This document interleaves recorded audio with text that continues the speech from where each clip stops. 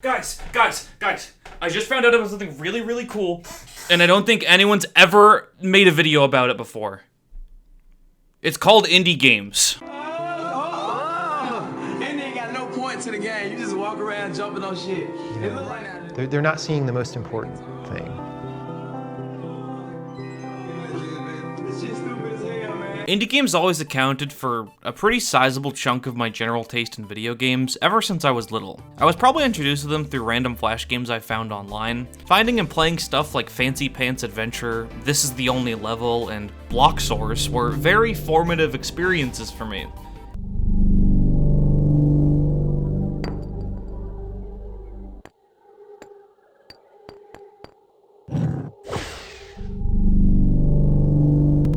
Anybody ever think about how this game was like really fucking eerie for no reason? I feel like a low-class Russian child tossing a rusty brick around his dad's coal mine. Past that point, I would get really into the bigger, more commercial indie games. Entire years of my life were dedicated to fixating on both Minecraft and Undertale, and I also loved playing a lot of other stuff pretty early into my teenage years, like Shovel Knight, Rivals of Aether, and Well, Michael, we have 4 of the baddest ass 1000cc machines ever created. And as a track day provider and a racer, what do you feel is the allure of the 1000cc machines to the public? I know it's been said by every video essay ever at this point, but indie games are really cool because they're generally less tied down by traditional concepts of how a video game should be like, so they can get really weird with it. They're usually only made by one or a handful of people with their own little design proclivities. Like, yeah, a run-and-gun platformer with ability mixing similar to Gunstar Heroes where you play as this 2008 DeviantArt-looking furry OC.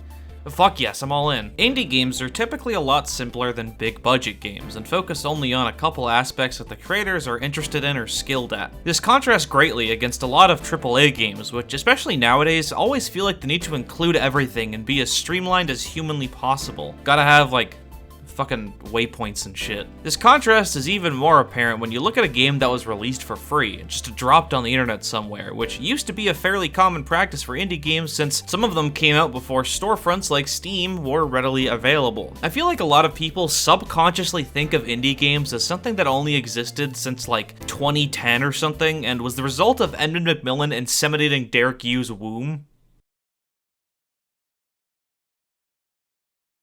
But their history actually goes back super far. Cave Story and Yume Nikki are 2 of the greatest indie games of all time, and they both released in 2004, along with all the other greatest video games of all time. They're both very special experiences and have truly stood the test of time, and it's because they're both the kind of thing that only could come from one person's fully uncompromised vision instead of a large company. You know, Kikiyama didn't have fucking Shiggy bursting into their room telling them that it would be better if Matatsuki had a little inanimate object following her around. Saying shit like, hey, that doesn't look like a very friendly face. Going even further back than that, Touhou is probably the first indie game in the modern definition of the term, but for as well known as it still manages to be, people don't really talk about it as like an indie game. Like, it's not an indie game, it's some other shit. Zune literally went around conventions selling copies of Highly Responsive to Prayers to people. He's kind of a beast. But like, come on now. You guys know all this stuff already, right? Every YouTuber ever has made a video like, indie games are awesome! And they talk about the same 5 fucking games. You don't need me to explain the concept of an independently developed video game. They've ironically become a huge part of mainstream video game culture over the past decade. Balatro came out last year, and that was a deck builder made by literally one dude who we don't even know the name of or what they look like. And it won Game of the Year. I mean, it didn't win, but it totally should have. Fucking Funko Pop bastard. But I feel like one game that always seems to have fallen through the cracks of the general indie game canon is a little game called I Wanna Be the Guy. Released in 2007 by Michael O'Reilly, also known as KN Online, it's a 2D platformer that's a callback / love letter to 80s video gaming, like, you know, the NES and stuff. Nowadays, putting it like that, I Wanna Be the Guy sounds completely unremarkable. A 2D platformer that's inspired by NES games is probably the most basic template for an indie game ever. Like, next you're gonna tell me it's got quirky Earthbound-inspired comedic moments, or that, God forbid, it's a fucking Metroidvania. both of which are like 60% true. But listen, it's important to note that retro nostalgia games were a pretty new thing at the time. People were still cleaning up the jizz from their underwear after New Super Mario Bros. Was a brilliant return to form for the Mario series. So I Wanna Be the Guy was pretty unique in 2007. GamesWeasel.com Review.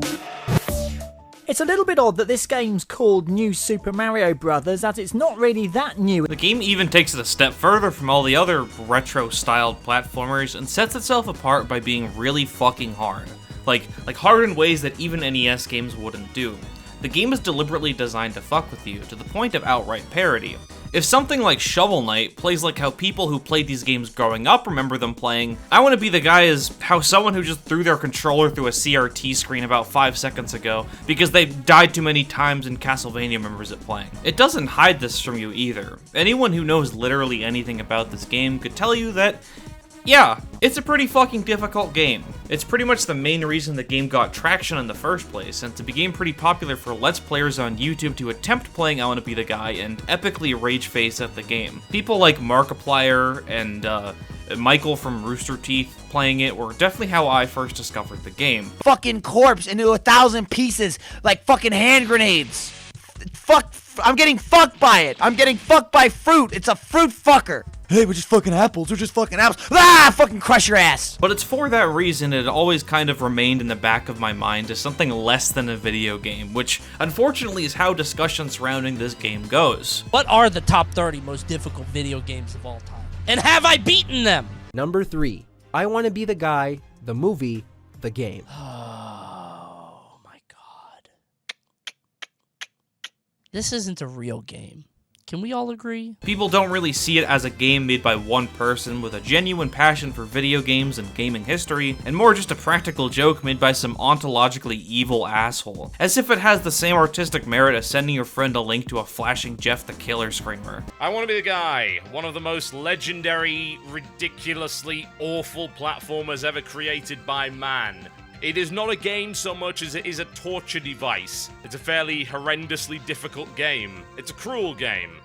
It's an evil game. Jesus, dude, relax. It's just a joke. You know, I've actually never played I Wanna Be the Guy. That was pretty much me until early last year when, on a whim, I decided to download the game and play it for the first time while streaming it on Discord for my friends, specifically the remastered version that came out a few years ago.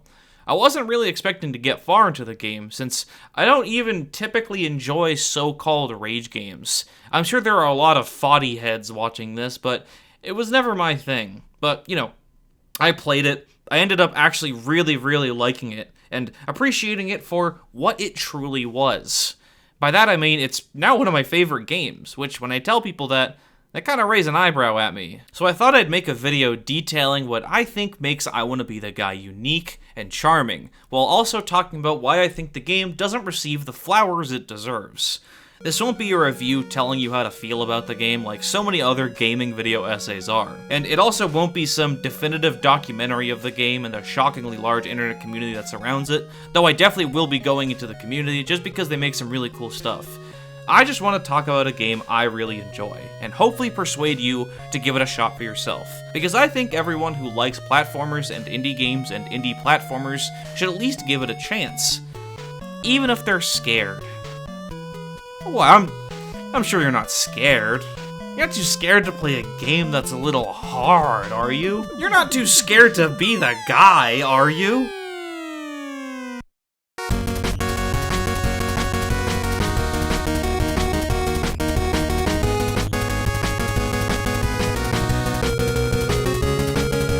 First of all, I think it's worth mentioning where I Wanna Be the Guy derives its primary influence from. A little flash game called The Big Adventure of Iwata's Life. This was a game released in January 2007 by a man who just goes by King, a few months before I Wanna Be the Guy's release, primarily for Japanese audiences on Touhou. The game has this really cute ASCII art style that I really like, which was super popular on the site. The Japanese were so far ahead of Americans when it came to emoticons, I swear. It was very clearly Mega Man inspired, which was also super popular on Touhou. I don't have much else more to say about this game, but it's the grandfather of all rage games like I Wanna Be the Guy, and also Cat Mario / Soyabun Action. Remember this game for later. Right off the bat, I Wanna Be the Guy reveals its influences proudly for the world to see. From the very first frame we start the game up, we're met with a one-to-one spoof of the title sequence from Mega Man 2. Man, what was it with Mega Man 2 back in the day? It feels like everyone and their mom couldn't stop jerking this game off. It's a good game for sure, but people on the internet in the late 2000s and early 2010s genuinely had me thinking it had to have been one of the greatest games of all time. I was too scared to emulate when I was a kid, so I had my parents buy me the Mega Man Anniversary Collection for Christmas, and I didn't even bother to play the other games, like as if Mega Man 2 was the pinnacle of the series or something. Fucking Brental Floss mind control, I guess. Grab a knife and take a stab, you handicapped vagina scab. Anyways, its presence is definitely appreciated here though, because it does genuinely have one of the greatest and most iconic title screens of all time. Shit gets me hyped every time, no matter if it's in the original game or in I Wanna Be the Guy. I could see how someone might interpret this title sequence and the myriad of other similar references in the game as the game being scared to be itself, but I'd have to argue in the opposite direction. These references, which are honestly more like blatant copyright infringement, show that the game was unafraid of what it is. It's like the game is saying, like, yeah, that's fucking Mega Man 2. What are you gonna do about it? You gonna tell Capcom? You gonna cry? It's a very honest move, and something that could only be done as a result of the game not being a commercial product. Unlike a lot of indie games where they feel less like their own thing, and they feel like they just wanted to make a fan game of their favorite series, but were also too scared to make a game for free. So they just make a legally distinct version, and it ends up feeling like a game Johnny Test would play on a Z-Box. You know, I've never actually played Bug Fables. It's also a great way to reveal our protagonist, the kid. I love this little guy. His design is very clearly inspired by Mega Man's, but he also has just like this cheesy, generic anime protagonist thing going on. He's a very, a Quest 64 looking guy. Dude looks like a Gunstar hero. Truthfully, the sprite, I mean, let's be honest, the sprite kinda sucks ass. You can definitely tell Kayan was not an experienced artist when the assets for this game were created. The kid kinda has this medieval peasant haircut going on for some reason, and he's got Rayman legs, which is to say he doesn't have any legs. Judging from the official artwork, these don't seem like very intentional character design decisions, but rather probably came from Kayan just not wanting to draw legs, and possibly not knowing how to draw spiky hair with such large pixels. It's also worth mentioning that the kid's gun is a very slightly different hex code than his outline, which was an accident Kayan didn't pick up on until 2024, 17 years after the game came out, which is really fucking funny to me. The sprite might not have been very well made, but it's still incredibly iconic and also fits with the game's whole NES shovelware look it's got going on. Plus, apparently the kid's sprite was made by Kayan to help encourage his friend to start making games, as it illustrates that it's very easy to make quick little sprite animations, which is a great origin story. My favorite part of the kid's design has to be his big, stupid, wide-eyed grin he has on at all times. Like, you can throw the most ridiculous bullshit at this motherfucker and none of it will get him down. This dude will have the moon fall on top of him and he just doesn't give a shit. Meanwhile, you probably start crying when your mom asks you to order Chinese food over the phone. If you wait on the title screen for a bit, you get a lore dump. The story of the game is that you are the kid. You want to be the guy. You must defeat the guy in the Dungeon of Doom to become the guy. And that's it. The screen then lists various treasures found in the game, such as the kid's very small gun, the kid's cape of hero, Spike, Ryu from Street Fighter, this fucking ancient meme, 8-bit Che Guevara, and of course, the Wanna Be the Guy, our protagonist. Most of this shit does not appear in the game. The game genuinely has a great sense of humor, which I believe to be one of its greatest strengths. Starting off, you create a file, and immediately you're met with 4 difficulty options. Normal, hard, very hard, and impossible, with hard being the default option, because of course it is. If you play on normal mode, it's not actually that much easier, you just get a bunch of extra save points, so you'll still have to play through the entire game and deal with everything it throws at you, but you just have to replay certain segments a few less times. Normal mode was how I first played the game, and I personally think it's the best way to experience the game if it's your first time playing. The game might make fun of you for picking it, with the extra save points being changed to say wuss instead of save, and also the kid having this girlish bow in his hair, but, I mean, come on now. The bow isn't even an insult anymore. Reimu has a bow in her hair. Hell, it's even bigger than the kid's, and I don't see anyone calling this shit easy. Plus, you know, it's 2025. So, yeah, in my opinion, there's no shame in playing in normal mode.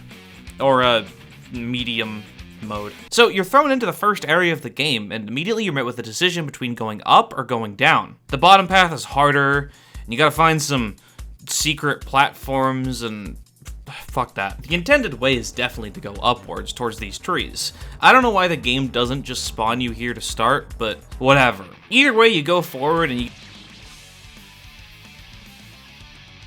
Oh, you guys made me play a troll game, didn't you? By now, the apples falling on you is a classic bit.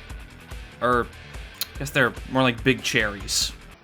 So officially, as far as I'm concerned, the giant apples or cherries are just delicious fruit. That is their official name. And kids eat them. Easily this game's most identifiable moment, because most people give up before completing the first screen or two. It's a pretty funny moment if you're not expecting it, as it's a subversion of expectations, something that happens constantly throughout this game. You always know that the game is gonna kill you in some way, but the way it plans to do that is never predictable.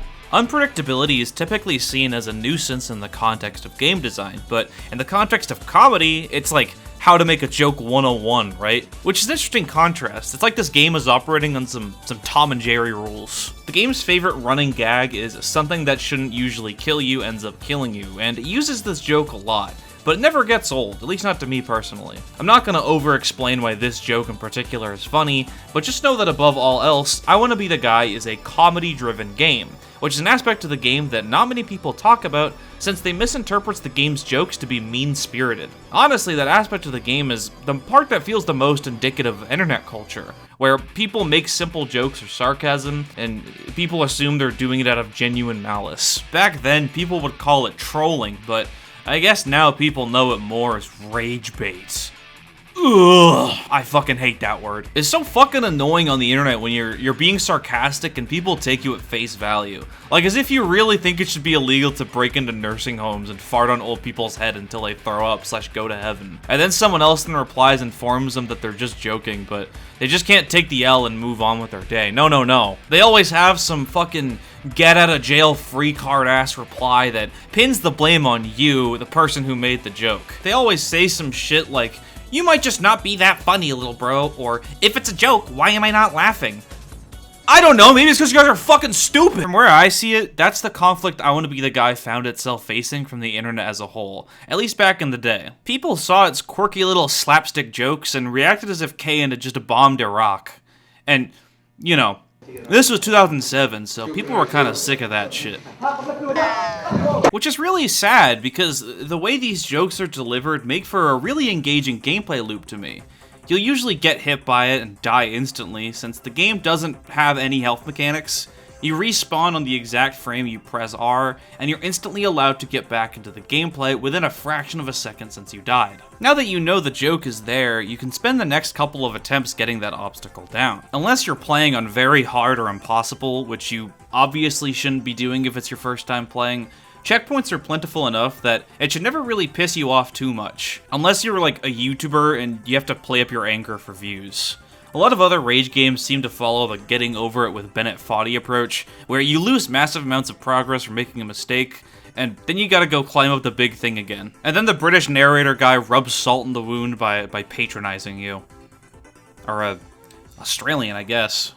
Yeah, that kind of tracks. Objectively speaking, it's not really a bad way of doing it, but for me specifically, it makes me a lot more frustrated and less willing to finish to the end.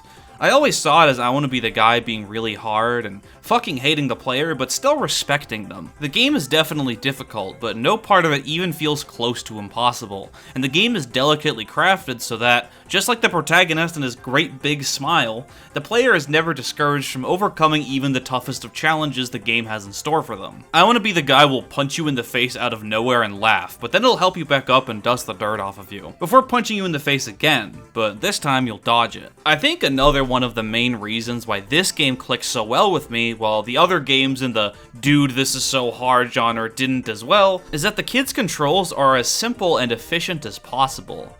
In maybe not all, but a good chunk of rage games, challenge comes from the controls intentionally being obtuse. And it's a completely valid way to create difficulty, but for me personally, I have more fun when I have complete control of my character in these types of things. Because whenever I die to something stupid and I want to be the guy, I know exactly how to get around it in the next go-around. The kid can walk around at a fixed speed and has no acceleration whatsoever. He's not particularly fast, and he's not particularly slow either.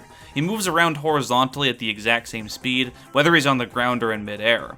There are no dumbass health mechanics to speak of, since he dies in one hit to everything. His moveset consists of running, jumping, double jumping, and shooting. Now, the shooting mechanics are probably the one part of this game that honestly drags it down a bit. The way shooting bullets in this game works is that you press the Z button once and you shoot a bullet. There's no limit to how fast you can shoot, but there can only be 4 bullets on screen at a time.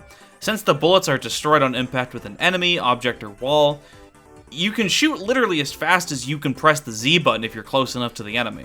Now, the game is actually designed and balanced around the fact that you're able to shoot this fast, and that's kind of my issue. In order to have a chance at beating certain parts of the game, you need to obliterate your Z key and also your fucking wrists. A couple of bosses took me multiple sittings to beat because my hands were hurting so badly from mashing so hard for so long. It's something you probably get used to if you play a lot of I Wanna Be the Guy, since there are people who speedrun the game. Which, like, Jesus Christ, mashing for that hard makes me start to feel like Tetsuo. Maybe I'm just like soy or something, I don't know. I guess I could install an auto clicker, but like, man, I already played the game on medium. Downloading an external tool to make the game even easier than that, fuck that. At that point, I might as well have someone fuck my wife for me too. In contrast, the kid's double jump, which makes a really satisfying noise by the way, is possibly one of the most versatile and elegant implementations of the classic move. Which is kind of a crazy thing to say, isn't it? The double jump is one of the oldest and most iconic moves in gaming, dating back to Dragon Buster, apparently. And it feels like maybe not every, but a lot of platformers have some variation on the move. And a lot of them don't use it in a very interesting way. Most of them are exclusively used not so much as 2 separate jumps, but rather as like a bigger jump, or a way for people who fucked up a platforming segment to course correct themselves.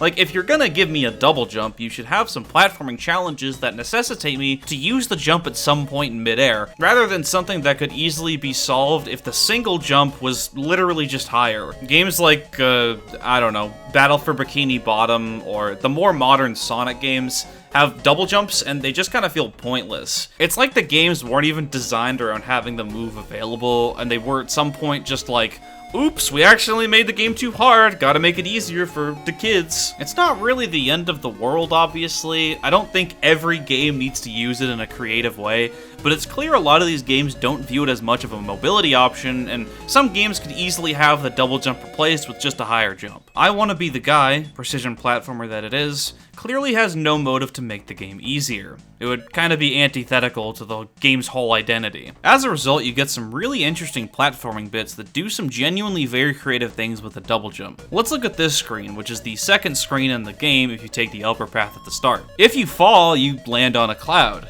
Jump in the crowd, spark your lighters, wave them around. If you don't know by now, I'm talking about Chi-Town. And then you jump to the next cloud, which falls if you stand on it too long. And then you get to the third cloud, which goes up into these spikes if you stand on it. Now, the way you're usually supposed to get around this is by jumping onto the cloud to refresh your double jump, and then immediately dropping down, waiting until you're level with the final cloud, and then riding it up to the checkpoint. The sequence is already getting more out of the double jump than some entire platformers, but what's cool is that there's a second, quicker way to do it if you're really, really good at the game. You just gotta go to the right and then narrowly dodge these spikes. No, hold on, it's definitely possible. No, wait. No, hold on. No, that shit is definitely possible. Oh! You go the long way and ride up the platform, and most likely immediately die to this spike, which you have absolutely no time to react to. Yeah, definitely a bullshit death, but once you're dead, you get to look at the layout of the stage. Now you know you're supposed to ride the slow-moving platform through the spikes, which, easier said than done. When you get to the top of the spikes, you're rewarded with a thunderbolt shooting down from the cloud, possibly killing you if you aren't expecting it, and then you ride the moving platform over to the other side. Watch out for the star. Duh. Anyways, a screen or two later, and we finally arrive at our first boss fight.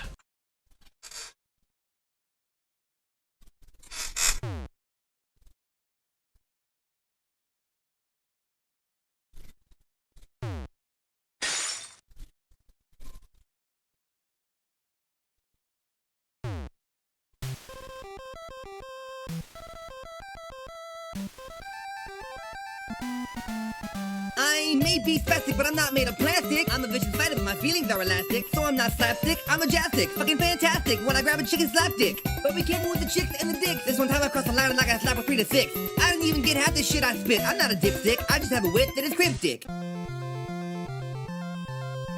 Yep, Mike Tyson is the game's first boss.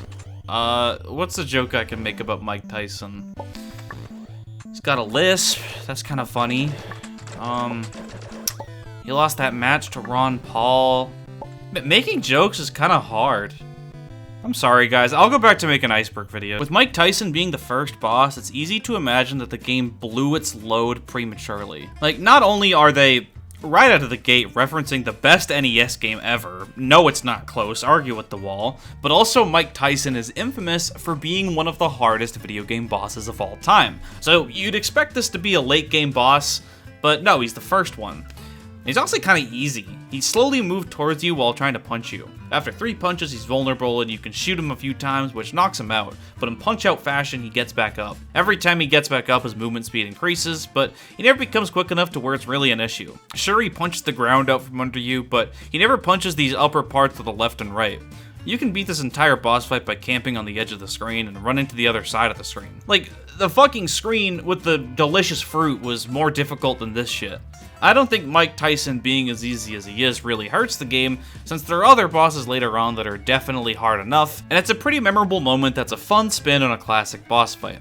Plus, it might actually be kinda difficult, and I'm just being a dick right now. You go to the left of the screen, and you get to gaze at the moon before jumping off and falling back to Earth like a meteor. Be careful though, because if you're playing the original version and not the remaster, grabbing this red sphere thing doesn't actually save your game. Instead, you have to go back to the screen before Mike Tyson and then save your game. But that might not even end up saving your game, and it's possible that after you inevitably fall to your death out of the sky, you have to redo the boss fight, which is kind of a pain in the dick. Saving in the original version of this game was prone to bugs like this, and also the game would just randomly crash or even brick your save file, and I think it definitely dragged the game down for a lot of people. Early into the game's lifespan, the way to fix it would literally be sending your save file to Kayan over email so he could fix it back up like he's a school nurse or some shit. They made it in Click Team Multimedia Fusion 2, which I don't personally know much about, but if you look on the FAQ section of the website, he's basically on his hands and knees begging you not to use it. When looking on the website, they put examples of games that have been made in the program, like Petrie 1977 and Splotches. Right. A lot of indie games I've heard of have used it before, actually. Freedom Planet 1, Spark the Electric Jester 1, the first AVGN Adventures, pretty much every game made by Nifless, and of course Five Nights at Freddy's. All those games are either really simple or low-key feel like they're going to tear apart at the seams though. I also imagine most of them use the more updated and current Click Team Fusion 2.5, since almost all of the games I listed came out in the 2010s. But poor Kayan made their game in 2007 and was stuck with Fusion 2. I'm not really sure whether the issues with this game are a result of the engine, or just Kayan generally being an inexperienced programmer at the time, but I'd imagine it's a healthy mix of both. Thankfully though, there is a remastered version of the game released by Cherry Treehouse in 2020. Developed in GameMaker 8.2, this version fixes all the bugs and crashes, and also updates the physics to be a lot more consistent with modern-day fan games. And for those wondering, don't worry, I'll get to the fan games later on. The remaster also includes stuff like controller support and the ability to remap keyboard controls. Yeah, the original I Want to Be the Guy forced you to use Z for shooting and fucking shift for jump. Oh, what, you don't want sticky keys on every 3 seconds? I thought you wanted to play a hard game. The remaster also includes unlockable content, and there's this little border that makes the game look like it's running on Windows XP no matter what dumbass OS you're playing it on. I think it's cute. Remastered is certainly the definitive way to play the game nowadays, and Kayan even specifically says so on the official I Want to Be the Guy website, that you should only be playing the original if you're like a historian or a speedrunner. I actually pulled up the original version of the game and played up to Mike Tyson for this video, and the physics definitely feel weirder, though it might just be because I'm used to the remastered version. After getting so used to it, the original just feels like the kid has weights tied around his ankles, but for people playing for the first time, I'm sure it's not that bad. It also just fucking crashed when I tried skipping the cutscene, so that's cool.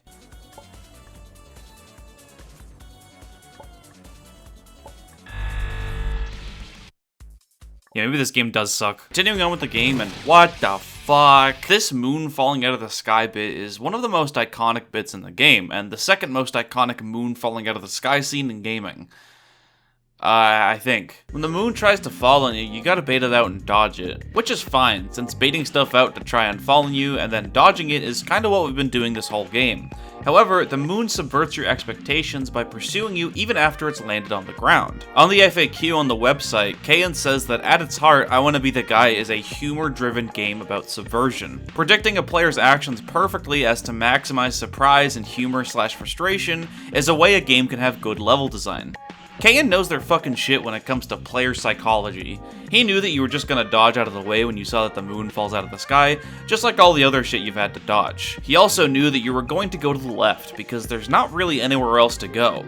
It's not a crazy impressive bit of level design, but I think it's clever, I don't know. All you gotta do is go to the left, jump over the moon, and wait in this hole for it to fall on top of you again, which you find out through trial and error.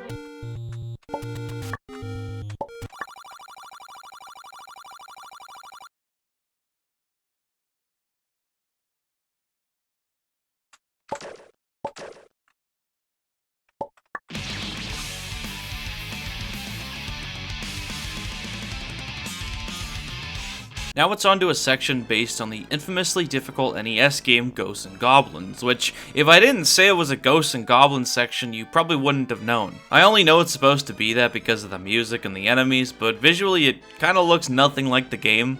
I guess this is probably a good excuse to talk about the game's visual aesthetic, since I don't think I've given my opinions on them yet.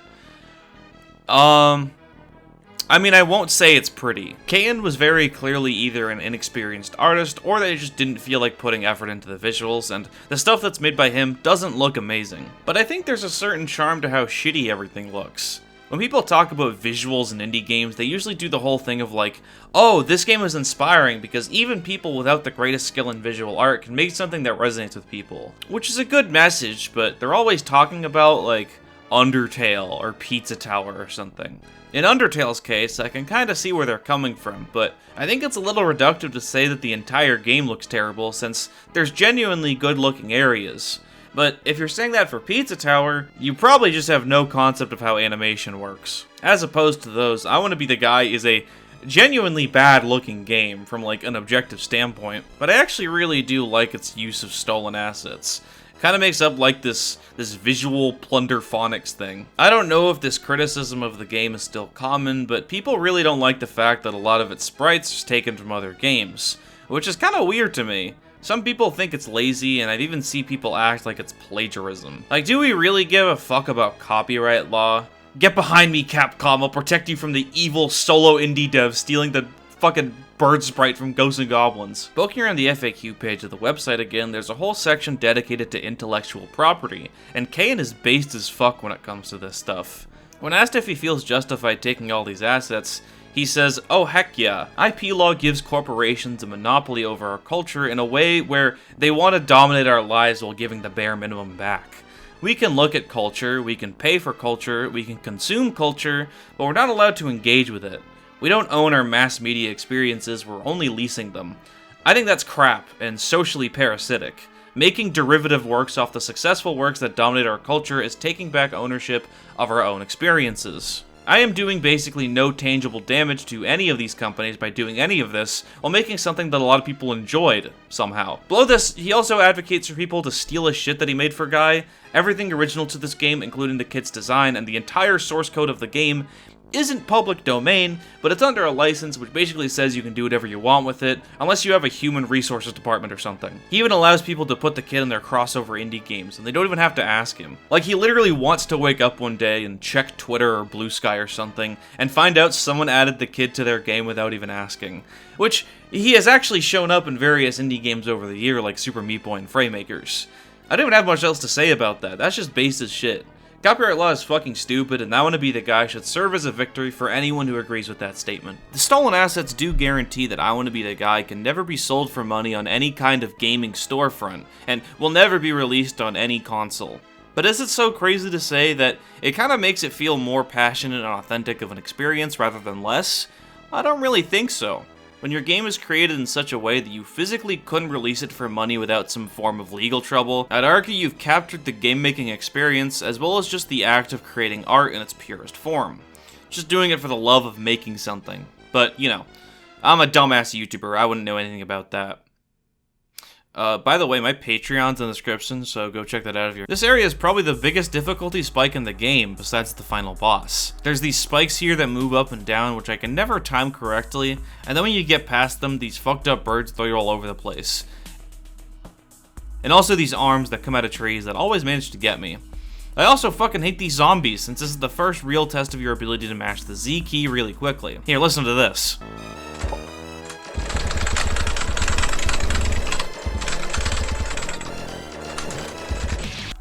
Yeah. Ow. This moving platform section is pretty cool, though. There's a bunch of shit fired off at you, and you gotta jump on and off the platform to dodge all of it. It always makes me feel really cool whenever I pull it off.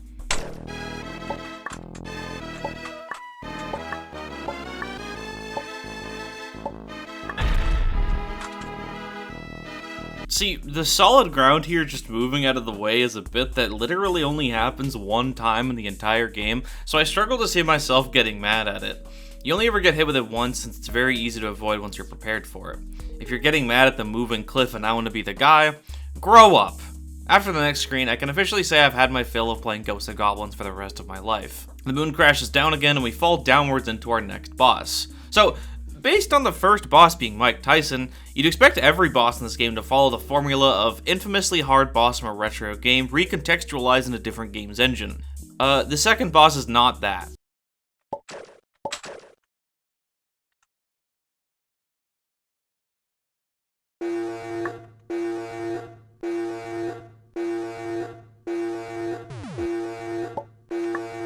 Mecha Birdo.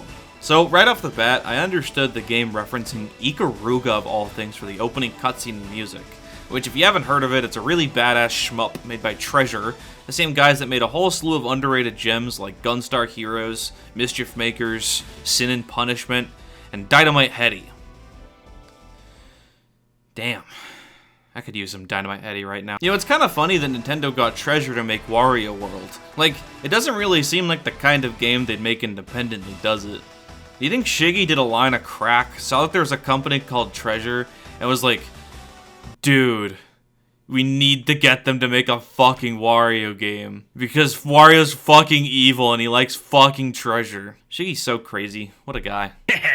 Lying is also an art. No one is more cunning than I am. Have a bad day. Referencing a game like Ikaruga might not seem that random nowadays. I Want to Be the Guy is, at least from the surface, a game dedicated to old retro gaming. Ikaruga's pretty old, right? I mean, that shit first came out in arcades in like 2001, came out on consoles in 2002, which means this game is roughly as old as I am. However, you have to remember that I Want to Be the Guy came out in 2007.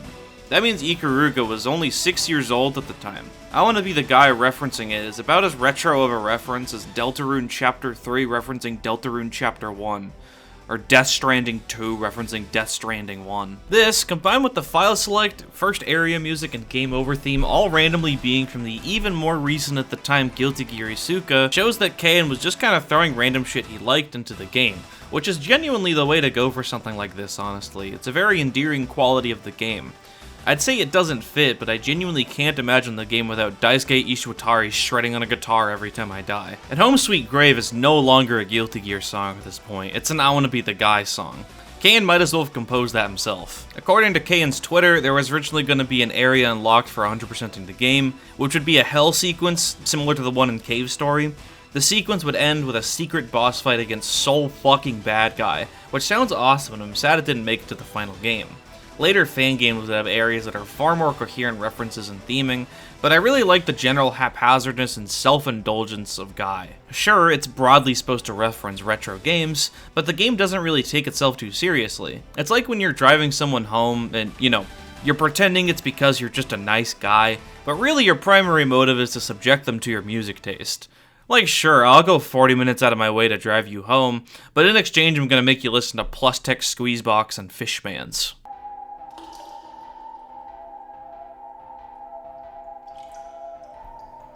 Dude, it sounds like he's pooping! Mecha Birdo is a pretty easy fight.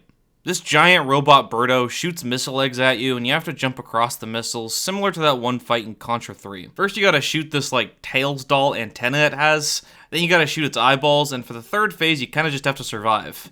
Not much mashing required, and every obstacle seems pretty avoidable on your first try if you're paying attention. These shy guys come up and push the kid around, but they're not nearly as ridiculous as the fucker birds from Ghosts and Goblins. They push you around less, and when they spawn in, they ride up the right side of the screen before slowly flying towards you. It's a very shmup-esque way of telegraphing that an enemy is coming towards you. I wouldn't be surprised if Kan designed the whole fight, and then realized that everything is basically a reference to shmups, so he threw some Ikaruga music on there as the cherry on top. Shmup, shmup, shmup, shmup, shmup. Shmuppy, shmuppy, shmup. That's such a delightful word. Mecha Birdo not lasting very long is a fight I'd probably rank in the top 3 of the entire game, which for a game with 8 boss fights isn't half bad. It's actually half good. And Mecha Birdo goes down, the next couple of screens being some pretty nice precision platforming, dodging and weaving through spikes and these flying turret things that are probably from Bionic Commando or Ninja Gaiden or some shit, I don't know. The music was what I initially thought to be Mega Man music, but on a closer listen I realized that the music for this area isn't as energetic and doesn't really sound nearly good enough to be from any Mega Man game. This room's pretty funny, the spinning fan room. So you walk to the right and the fan blows you up into the spikes. Yeah, that makes sense. What you gotta do is go up here, narrowly dodging the spikes, and shoot the off switch. You get back down, dodging the spikes again, and then... What? Wait, is that Ryu?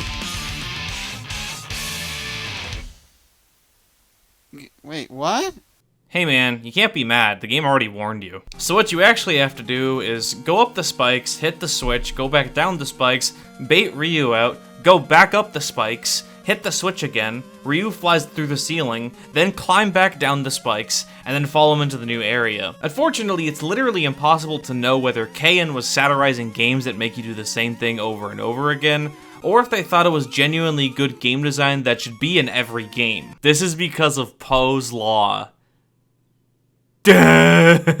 Castlevania! Love me some Castlevania. One of my favorite NES games, even though I still don't like it as much as Punch-Out. I want to be the guy opts to use Symphony of the Night assets, which is another game that, again, is considered retro nowadays, but in 2007 it was as old as Undertale and Metal Gear Solid 5 are today.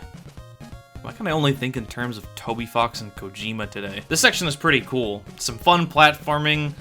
The witch from Castlevania shows up, but my favorite part has to be the Medusa heads. They turn you to stone when you get hit by one of them, which in rare cases you can actually survive, provided it doesn't launch you at some silly angle. They're also a lot less obnoxious to deal with here than they are in Castlevania, mainly because you're playing as the kid, and not Simon fucking walking through the school hallways trying to hide his boner Belmont. After a few fun screens of solid platforming, we're met with yet another boss.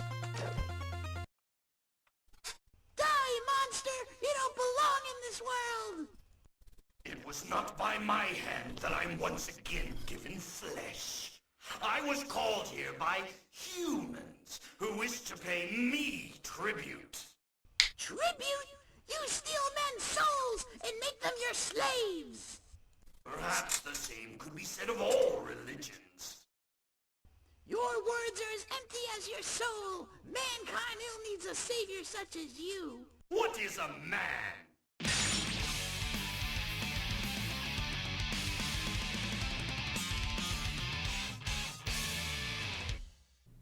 It's such a stupid and obvious joke, but I don't even care because it just works so well. I also really like the kid's voice acting because, you know, it sounds really stupid. Apparently the kid was voiced by Kane's buddy Paul. The I Wanna Be the Guy Fangames wiki lists his first and last name, but I'm not sure that's supposed to be public knowledge. Kane, according to his Twitter, beat Paul's ass so hard in Guilty Gear X2 that he quit the game forever. I Wanna Be the Guy was originally created just to fuck with Paul and make him mad. I don't know what Paul did to warrant Kane bullying him so hard, but I'm just gonna assume he deserved it because I like his game. Also, they seem to still be friends, which is nice. The Dracula fight is pretty fun. It's thankfully not literally just Dracula from Castlevania 1 or Symphony of the Night or Rondo of Blood or whatever game this is supposed to be referencing, since his moves are changed up quite a bit. Sure, he's still got the fireballs attack, which are now the flaming delicious fruit, but he's also got some new stuff up his sleeve. There's this big moon attack, which you have to either run under or somehow jump over. Sometimes he does this wavy blue ball attack. Sometimes he does this heat-seeking, flame thing, which tracks you down that I always die to. And sometimes he lights the ground on fire. Now, in the original game, I'm pretty sure these steps here aren't interactable, but in this game, you kinda have to use them. Just like every other time you fight him in the Castlevania games, Dracula's hurtbox is his face and his big naturals. When you're in Belmont, this is easily circumventable by just jumping and whipping, but the kid is too small to jump high enough to shoot him in his face, so you have to camp the center of the screen in order to have a chance of hitting him. However, that's also where you're most vulnerable to attacks. It's really smart and prevents some shit like Mike Tyson, where you kinda just camp to left or right and then run back and forth to the other side. Halfway through the fight, Dracula summons these purple clumps of screaming heads that slowly move towards you. They're on either side of the screen, and your only method of dealing with them is by pushing them back slightly by shooting them. It adds a lot of depth to the fight since you've constantly gotta be locked in, and making quick decisions on whether you should be shooting at Dracula or his soul clumps. But if you know anything about Rondo of Blood or the opening to Symphony of the Night, you'll know that this is only his first phase.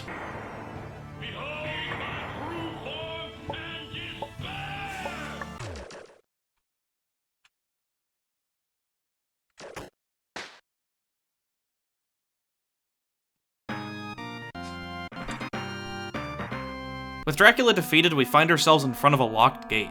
To enter the Palace of the Guy, we must collect the 6 units, as in we need to beat 6 bosses. Well, we've only done 3, so we're forced to take this teleporter back to the beginning of the game. I don't know what this is supposed to be. I always thought it was like the kid's silhouette, but it doesn't look like that at all. I think it's kind of interesting how I Want to Be the Guy is weirdly open-ended, almost like a Metroidvania, but without any upgrades. You really can tackle the bosses in any order you want, which keeps repeat playthroughs feeling fresh. You know, if you're insane enough to do repeat playthroughs of a Rage game. Like I am. Best course of action next is to let the spike wall come towards you and then walk into the wall it came from. This room is kind of funny because on the first platforms, 1 spike comes down, and on the second one, all 3 spikes come down. On the third one, the spikes start shaking like they're about to come down, but they don't do anything, and the spikes rise up on the far left, and you have to wait for them before continuing. I don't know, I just think it's a fun bit. And then we're led to the Room of Divine Transportation, which allows us to teleport back to where we defeated the bosses. Neat. In the next room, we're met with there's this shy guy shooting bullet bills at you, and the goal is to get into that pit down there. That sounds fucking easy. Yeah, we gotta get the shy guy to kill himself, basically. Wait, hold on a second.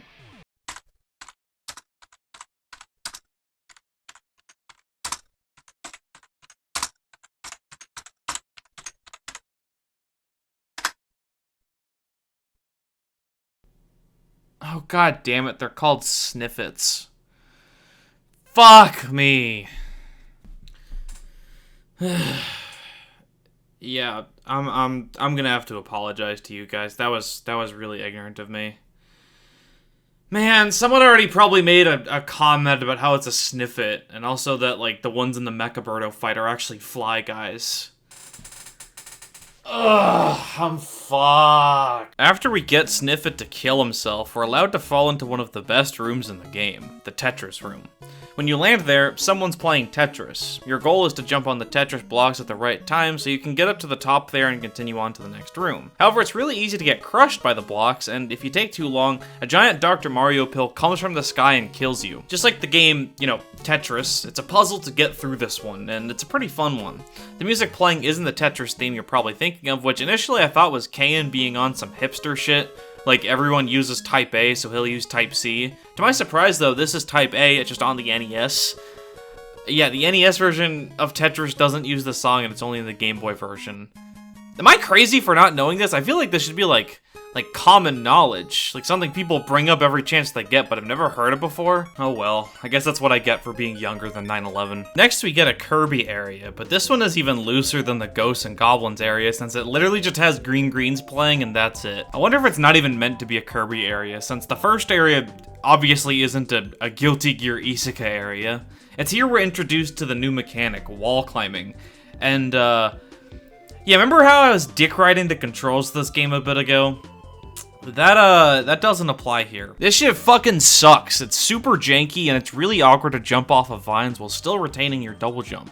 I don't even know if you're supposed to be able to do that. And I always end up fucking my momentum somehow whenever I do it, because once you jump off, you're immediately going straight up, which is time you could have spent moving towards wherever you're trying to go. So the idea would be to hold away from the wall and then jump, right? Except holding away from the wall just makes you fall off of it without jumping, so fucking forget it. For the next couple of screens, we're chased by this moving spike wall on wheels, which is a really fun set piece. You usually just go above it, but it knocks fruit off of trees that will fly towards you. Suddenly they need permission, I guess. You're then led to a cave system, which is a couple screens of wall jump platforming, which is alright, I guess. I like these spikes here because when you get close, they're revealed to be this spike monster, which always stays under you. There wasn't any reason to make a spike monster. The whole ground could have just been spikes and the exact same effect would be accomplished, but, you know, that would be less funny, which is very important in this game. Continuing on, we're met with the next boss.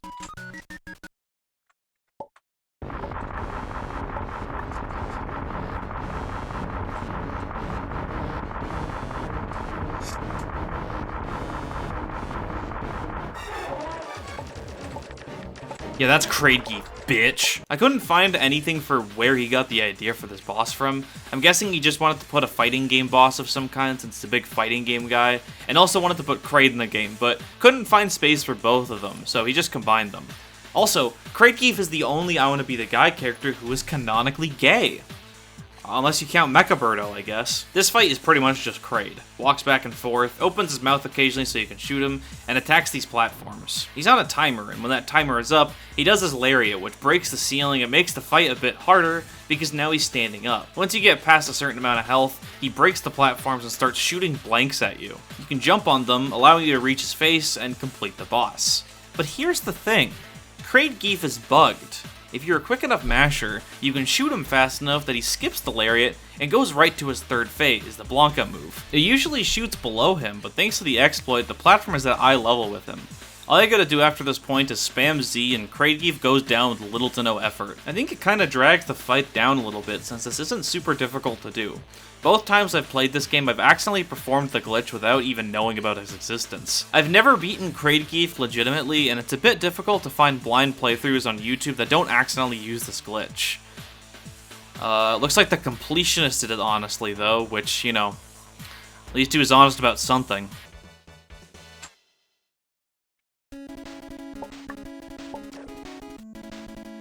What the fuck is that thing? This is the Mega Man area, featuring dumb bugs with a Z, which are, to my knowledge, the only standard enemies original to this game, besides the spike monsters, I guess. The area is freaking badass because the Wily music from Mega Man 2 was playing, but unfortunately we won't stay here long because we have to find a secret area that contains the next boss. You gotta fall down this corridor, keeping your double jump, mind you, and then you end up in this room with invisible blocks. This shit is already bad enough, but after this we're led to the Metroid area. Ugh. Listen, I like Metroid, it's a cool series, but this shit is ass. This area is pretty much exclusively the boss fight, which is Mother Brain. I don't like Mother Brain. I mean, I don't like fighting her. Basically, all you have to do is shoot these walls a bunch of times to let yourself through, just like in the original fight. And you gotta dodge these turrets that shoot projectiles at you, just like in the original fight. You gotta either dodge or shoot these SpaghettiOs that spawn, just like in the original fight. And then you gotta break her glass and shoot at her, just like in the original fight. Yeah, this is definitely I Want to Be the Guy's least creative boss fight. Like, this is literally just the fight from Metroid 1 with no differences, except I'm pretty sure there weren't as many SpaghettiOs in the original game. You're also playing as the kid, who's smaller and moves around more fluidly, but he also doesn't have the screw attack, and he dies in one hit. Mother Brain is I Want to Be the Guy at its worst. Not only is it a one-to-one recreation of the source material, but good god does shooting these fucking doors destroy my wrists. It's easily the mashiest part of the game, which sucks because you also have to be dodging shit.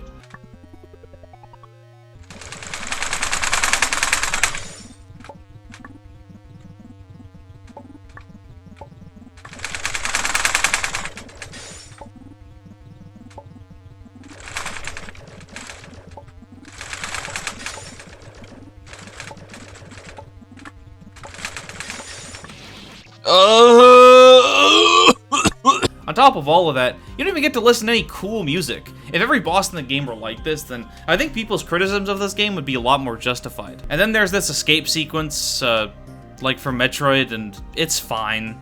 The Metroid segment is over, and this game has safely secured itself as a true Metroidvania. Not because of its game design, but because it has Metroid and Castlevania in it. Now we're back to the area with the not quite Mega Man music, which is actually from Bionic Commando. The level itself is called Guy Industries Tower, which I guess the guy has a big tower? I don't know, roll with it. Wow, look at those completely out of place paintings that don't fit with the color palette. I wonder if one of them is gonna kill me or something. After this, we're met with this long-ass room that spans like 4 screens, consisting entirely of disappearing and reappearing blocks that you're supposed to jump on. An obvious reference to Heatman stage from Mega Man 2. Except, again, you're controlling a character who feels more fluid than Mega Man, what with the double jump and all, but you don't have Rush Jet to skip the whole thing.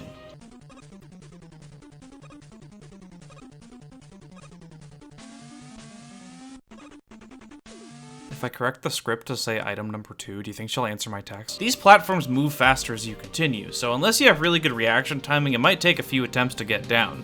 A bit of memorization is involved, but I still think this is a pretty fun bit of level design. I don't even care that Kay installed it from Mega Man, because doing it here is more fun than doing it in Mega Man. Or at least I think it's more fun, I don't know, I just use item 2 to fly through everything. Wall jumping is back on the next screen, but this time it's these black and yellow striped walls instead of the vines. These are for doing proper wall jumps, and they're a little bit better than the vines because they always give you momentum whenever you hit jump on holding onto one. Look at that arc. They're still kind of janky, but I much prefer when the game wants me to use these compared to the vines. You do some cute little wall jump tricks, and you end up back at Guy's Palace. And then you teleport back to the start. Again, I don't want any one of you to complain about backtracking, okay? I know you guys love your backtracking because every other indie game is a Metroidvania. Oh, sorry, they're search action platform adventure games. You know, if people don't like the term Metroidvania, we should start calling them Hollow Knight-likes instead. Or something even dumber like Shantae-likes. I think that'd be really funny because people would get really mad. Nope, sorry.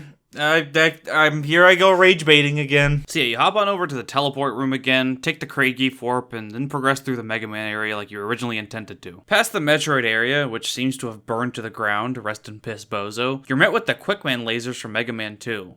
Jesus, dude, Mega Man 2, Mega Man 2, Mega Man 2. I've really forgotten how much this game used to be pushed back in the day. It was like an integral part of internet culture. Fucking, remember Airman Gatausenai? That shit was so awesome, even though that guy fucking sucks at Mega Man.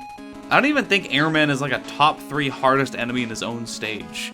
Dude was losing to Woodman. You cannot be losing to Woodman. Just pick Metal Man first. Even Brittlefloss knew that. Oh, remember Okusenmon? What I like about that one is that he's not even fucking singing about Mega Man. He's just singing about like growing up and stuff. Also, listen to the raw emotion he puts into his singing.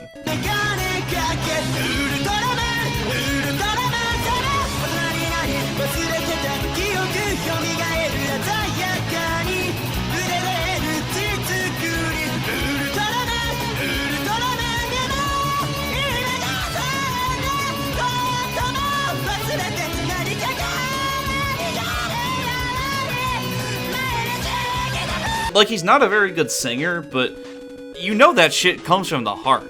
According to the Wikipedia articles that both of these songs surprisingly have, they were both released in 2007, the same year as I Wanna Be the Guy, so I guess we can probably pinpoint 2007 as the year Mega Man 2 peaked in cultural relevancy. If that game was anything like Nico Nico Doga Users and I Wanna Be the Guy are making it up to be, it would probably be the best game of all time. I mean, I was convinced.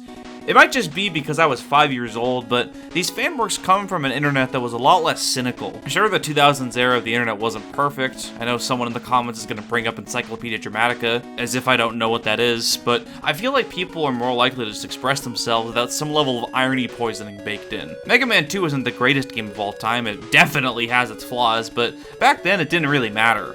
People were making complete asses of themselves, prancing around in their backyard in their gay little elf costume, but at least they were being sincere, and at least they were happy. And I have to make like 2-hour video essays about video games. You know, I can kind of understand why Sakurai made all of Mega Man's special moves weapons from 2 in Smash 4. Sure, more games in the series being represented better would have been cool, but Mega Man 2 kind of has a Gen 1 of Pokemon thing, where it's kind of hard to deny the impact it had on the rest of the franchise, especially in the eyes of like 90% of people who have even heard of Mega Man. Except, wait a second, what the fuck is that? Mega Man doesn't have a dog? And where's my main man, item 1? Once we're done with the Mega Man 2 section, we move on to our 6th boss, the final one before we tackle the guy's palace.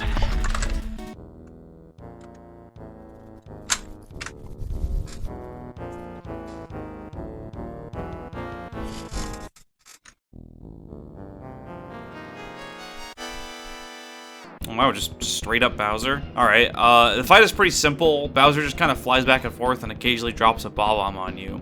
You're literally invulnerable if you hug the right side of the screen, by the way, which feels so out of character for the game to do that willingly, but I don't know. You shoot the bomb and Bowser goes down.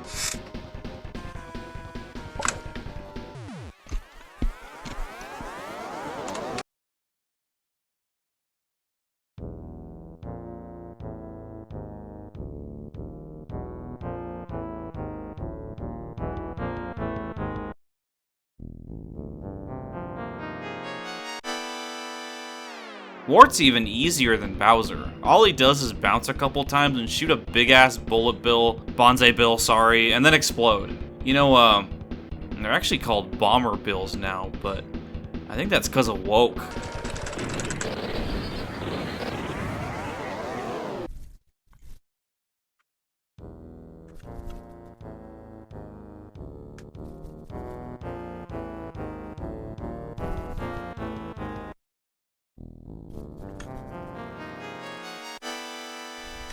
Wily's coolest thing is that he drops this bowling ball on you for some reason, which slowly moves forward.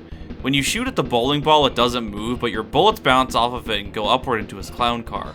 He doesn't have too much health, so he dies pretty quickly. And that's the Bowser Wart Wily boss rush thing. It's counted as one boss, and it's a little interesting, but definitely not nearly as fun as some of the other ones on this list. I do appreciate the presence of Wart here, though. Nintendo brings back Birdo and Shy Guy and even Sniffits, but They never brought back War after Mario 2. You know, the cool thing about Mario 2, though, is that it's actually a Japanese game called Jumping Steve.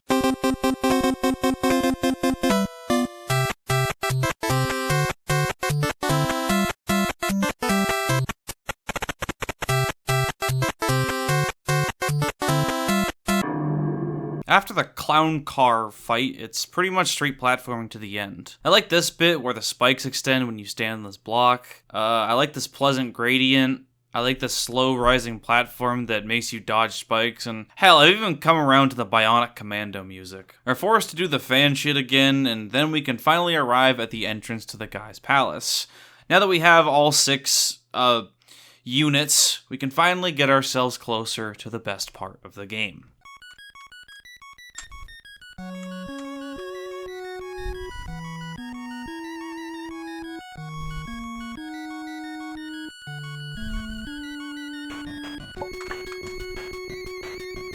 Not this part, though.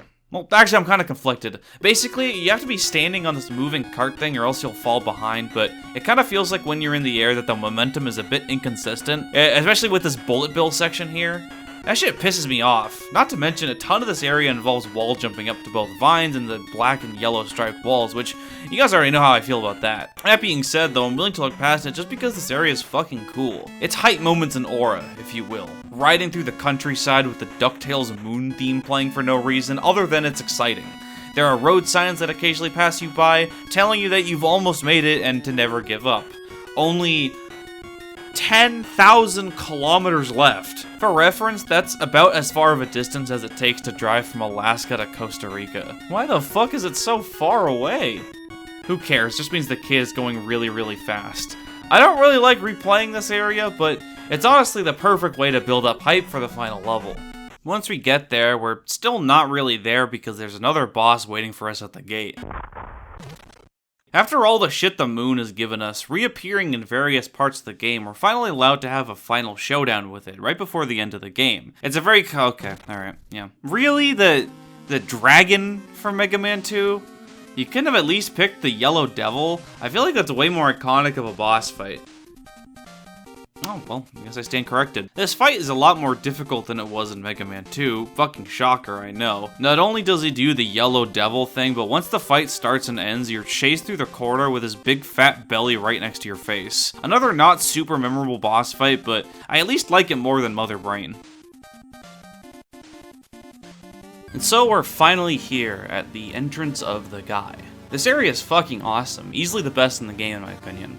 It's just one big gauntlet of platforming and puzzle solving, which gets even more hype when you hear the music, which is the Monty on the Run theme. You guys know what Monty on the Run even is? Because I didn't until I played I Want to Be the Guy. It was this platformer released by Gremlin Graphics, no that's not a joke, it's on the box art, on the Commodore 64 in 1985. On the run from the authorities after his intervention in the miners' strike, Monty the Mole must escape his house and head for the English Channel and freedom in continental Europe.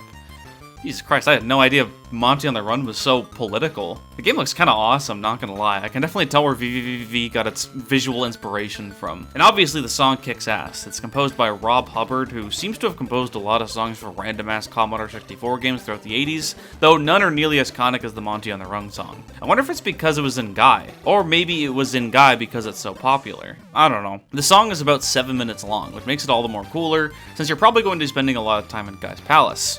In the original version of I Want to Be the Guy, every time you died the song would restart, but luckily that's been fixed in the remaster. The area is cool because it's one of those final areas that bring shit back from earlier in the game, like for example, this hole in the wall having a ghost and goblin's arm reaching out, in another room where a hole in the wall drops a fruit on you. It's some Chekhov's gun shit, which I always find myself enjoying. This Labyrinth of the Guy room is pretty cool, but it might be the one time in the game where I'd recommend looking up an I Want to Be the Guide. After the Labyrinth, we're met with people who have formerly held the title of the Guy, which hopefully the kid will get to add his portrait to in the near future.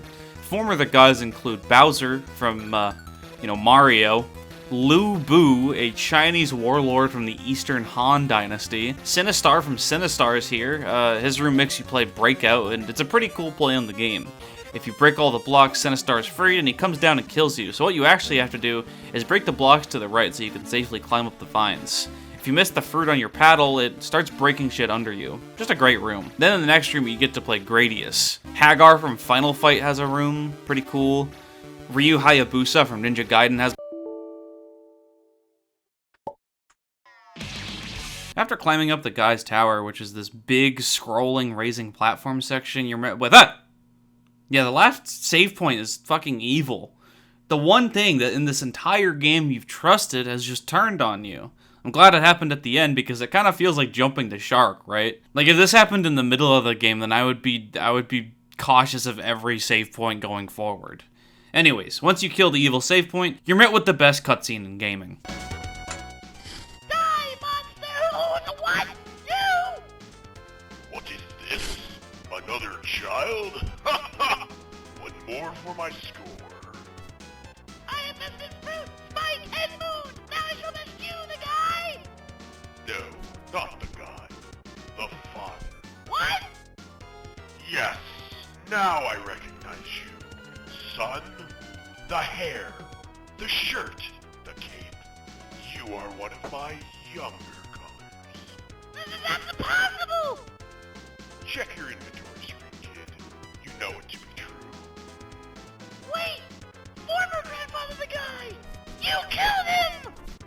As you will now try to kill me, or be killed yourself.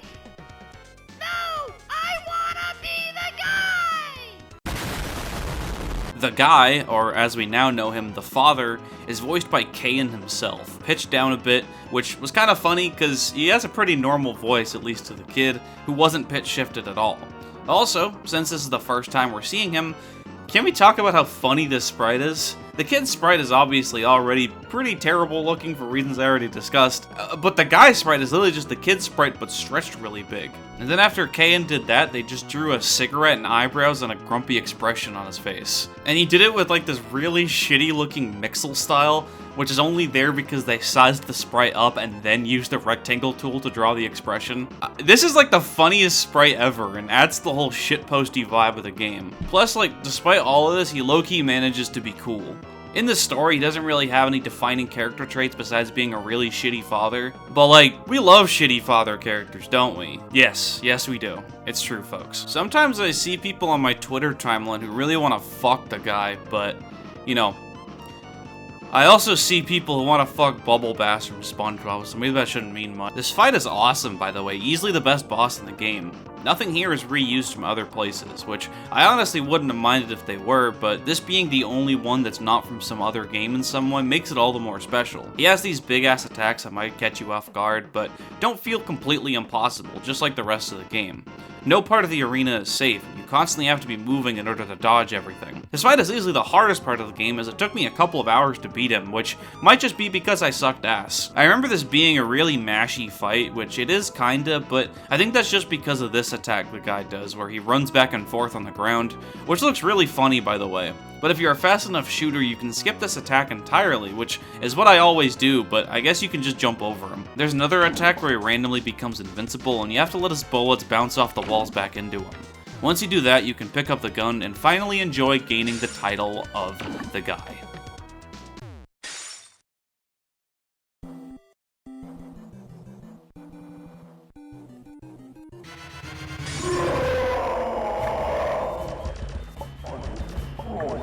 The second phase makes a great fight even better. I love the guy's fucking scream every time he breaks through the window, and he even sometimes shouts insults at the kid as they're fighting.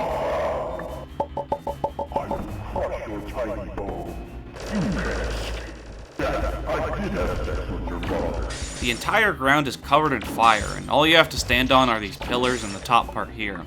He'll occasionally fire fireballs from his eyes and spikes from his mouth, and these slow-moving white balls you have to shoot to get rid of. You shoot his eyeballs out, and then he moves his eyebrows into this weird expression that looks like he just took Thalassin. Shoot him out again, and you did it. The kid has finally become the guy.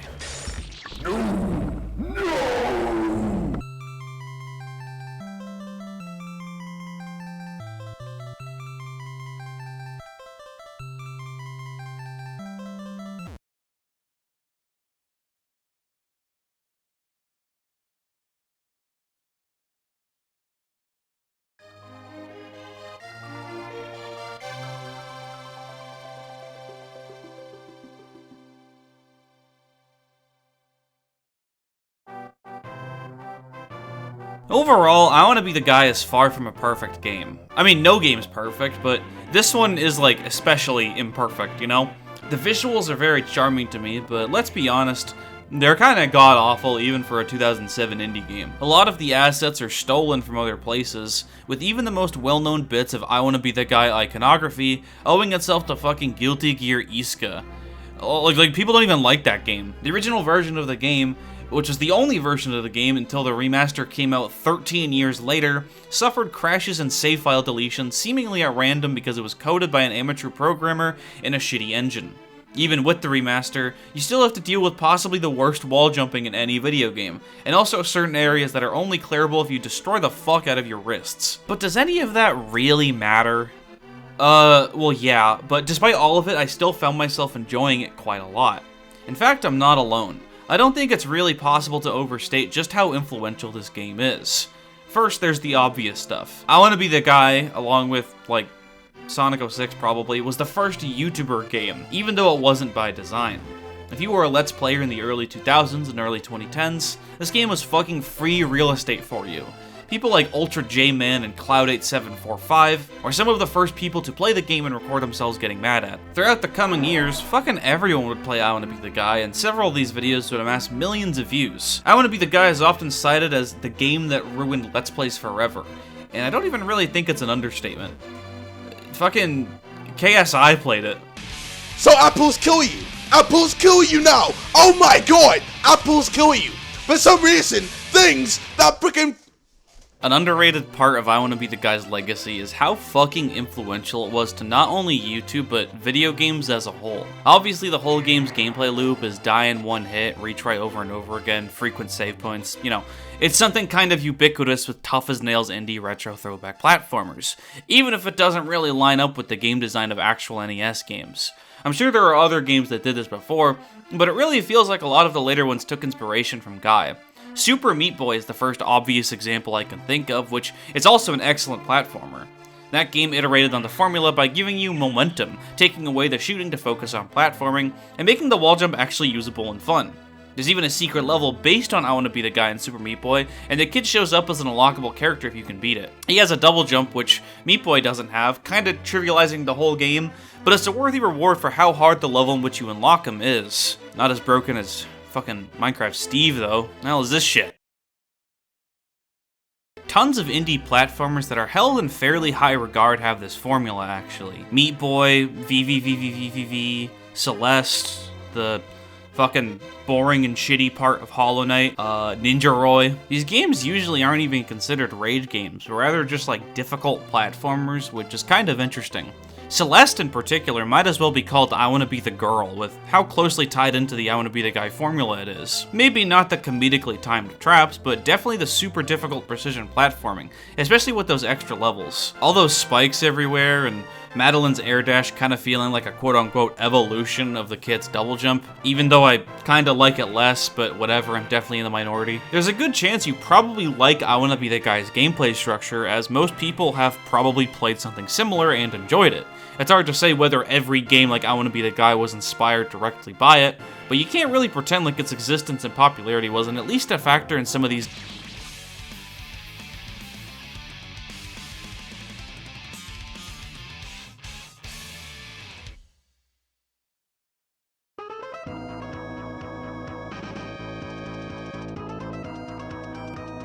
Masocore is the genre's official title, which is kind of a catch-all term for games that focus on intense difficulty. Games like Geometry Dash and Spelunky were also pretty popular Masocore games, and the director of Nioh apparently specifically used the word in interviews. Shit like Getting Over It and Jump King are also considered Masocore, even though those games take a completely different approach to game design and aren't what I'm talking about, even though they are cool.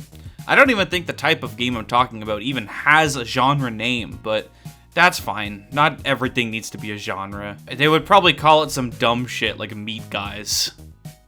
Actually, I kind of fuck with that. The primary influence for the genre is shit like Castlevania, Mega Man, and Ghosts and Goblins. An influence you're probably thinking of, which is even older than I Wanna Be the Guy, is Kaizo Mario ROM hacks. You know, everyone uses save states in those games, right? Say what you will about the live system in old games, but no one wants to be dealing with that shit when the levels look like this. I feel like I Wanna Be the Guy, as well as later games with the whole really hard platformers that you try over and over again with frequent checkpoints thing, do something interesting where the checkpoints kinda act like a diegetic version of save states. Ooh, diegetic. That's a smart person word. Also, I Wanna Be the Guy was referenced in an anime called God's Games We Play. I don't know where else to fit that into this video. But to me, the most interesting part of I Wanna Be the Guy's legacy isn't the commercial releases that might have been inspired by it, but rather the community it spawned. You see, as I've already discussed, the game isn't one that's held in high regard, at least to the general gaming public. But there's a specific breed of people that are able to match the game's freak, so to speak, and most of these people just so happen to be really good with Game Maker. I Wanna Be the Guy fan games. I've been dancing around talking about them this entire video since I wanted to save talking about them for the end. On deliciousfruit.com, the official website for I Wanna Be the Guy fan games, there are thousands and thousands that have been released since the original game came out in 2007.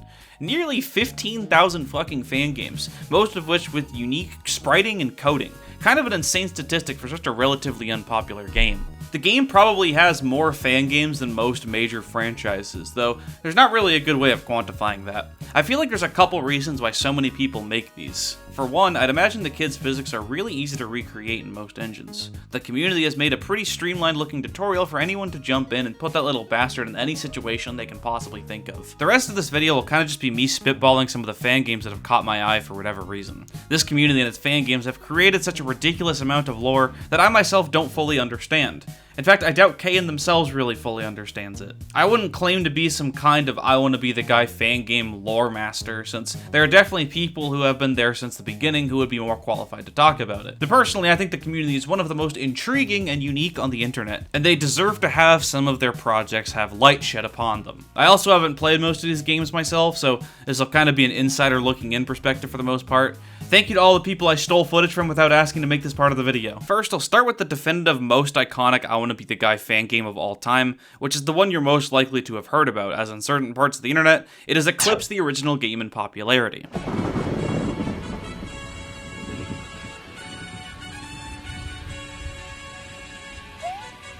Goddamn camping boobs.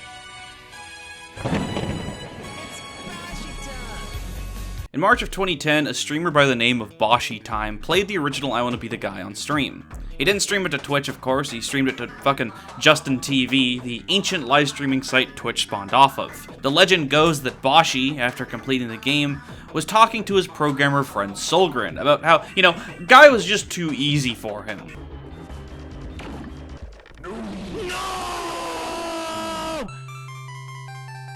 Oh wait, did it happen?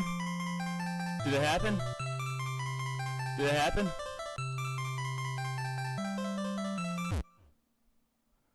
What's going on? What went on? Oh, I'm confused. Oh, am I the guy? Is that what happened? I did it! Yes. It was fucking Elmo's number journey to a guy like Boshi.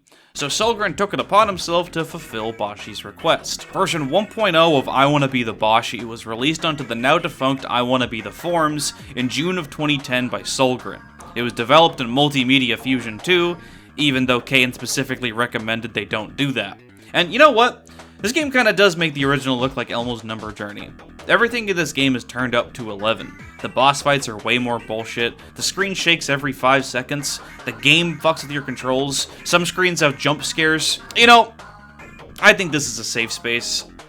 I'm not huge on this one, to be honest. Like, I do like it, just not as a game-playing experience. A lot of seasoned fan game veterans don't really seem to like it either. Like I said before, the original I Wanna Be the Guy is very hard, but it still respects you as a player.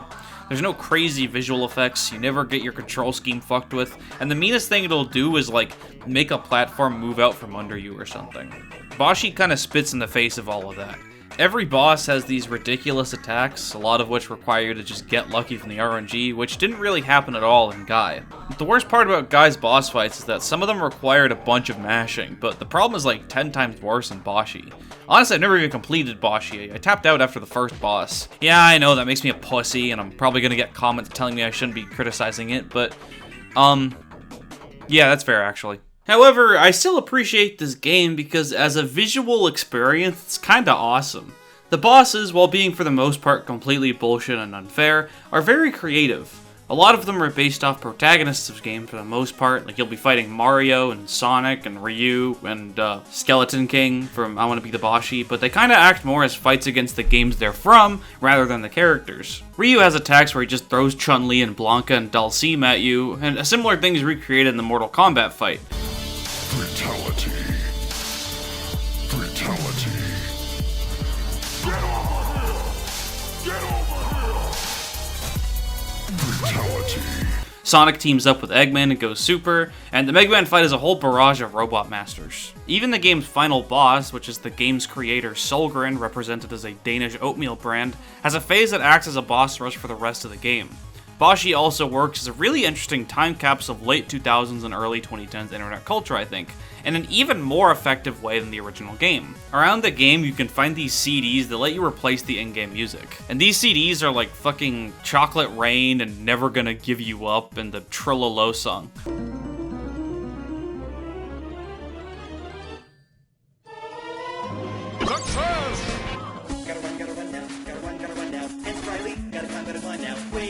Holy shit, it's my goat! It's Parental Floss! The random inclusion of like shitty meme songs probably got cringe a couple years after this game came out, but nowadays it's honestly really charming. The game over music is an instant classic.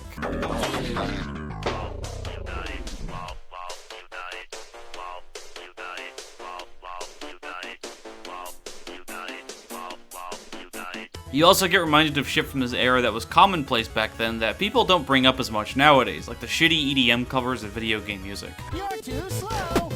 Too easy. Piece of cake.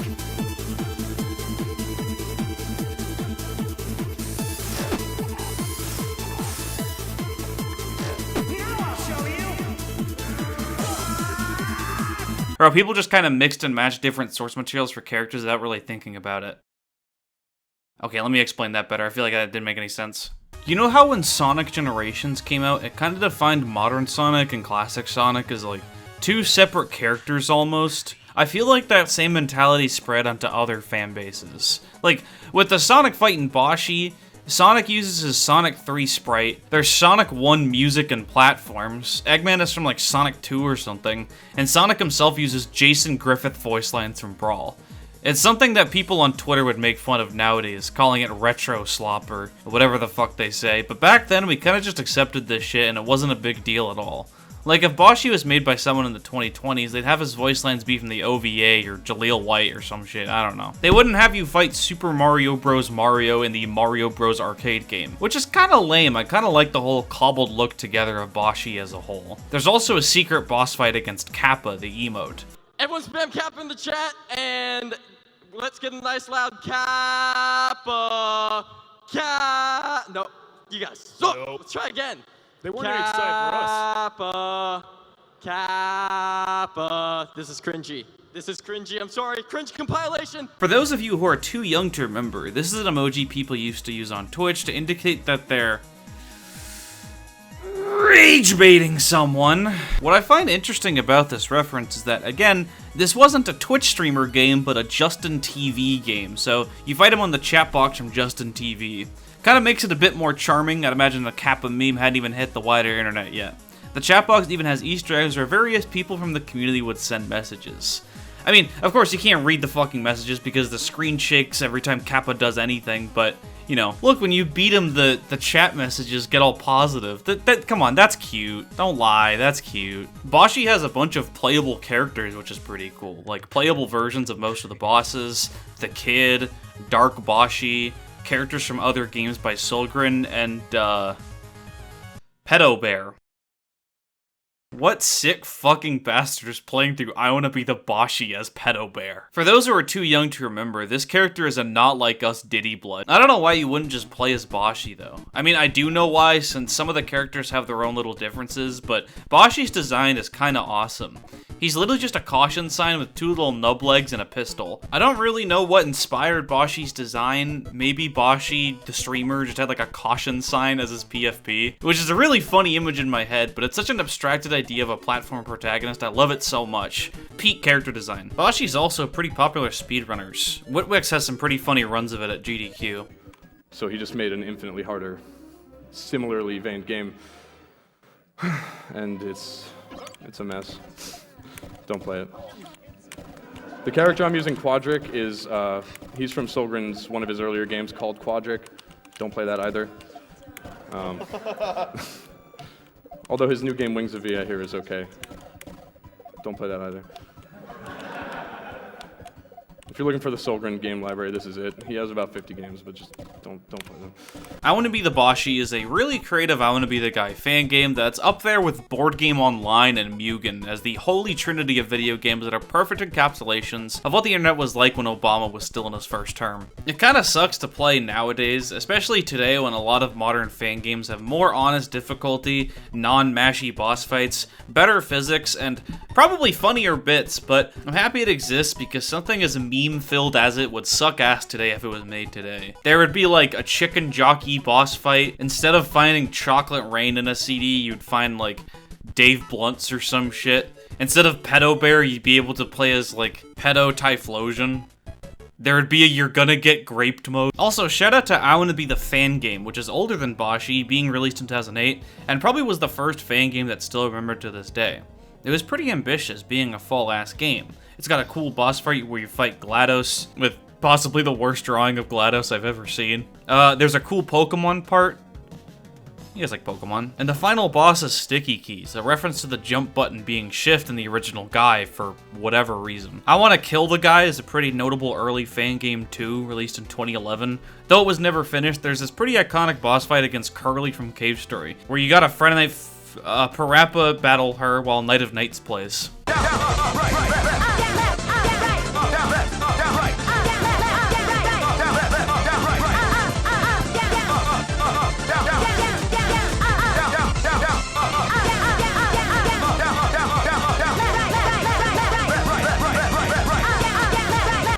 This shit is like a 4-minute long boss fight. There's also a Boshi boss fight, which is pretty cool. And you fight the creator of the game at the end, like in Boshi, represented by this computer guy. I think it's pretty interesting how no I Wanna Be the Guy fan game is exactly like the original. They all have something going on with them that breaks the rules of what I Wanna Be the Guy is like. A lot of the more modern ones are basically unrecognizable from the original game, besides playing as the kid, who can move around, shoot, and double jump, but even that's changed sometimes.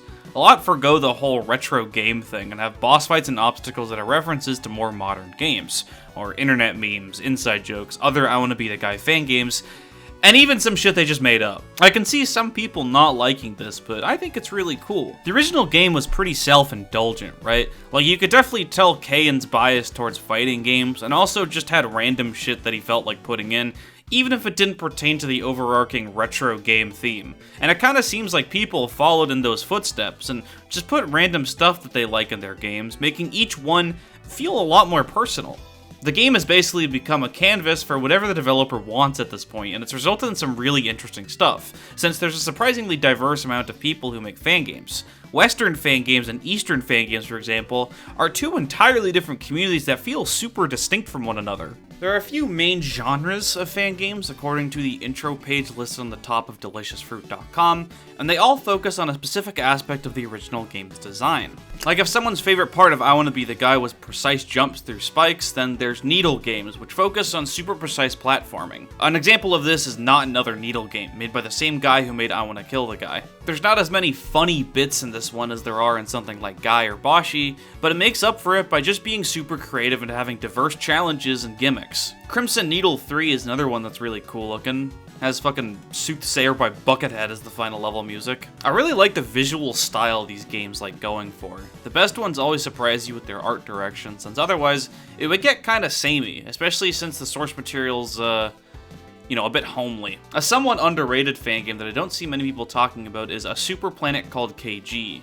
It's like this anthology of shorter Needle games made in 2023 by a person called KG, as sort of their swan song, as they quit making fan games after this one.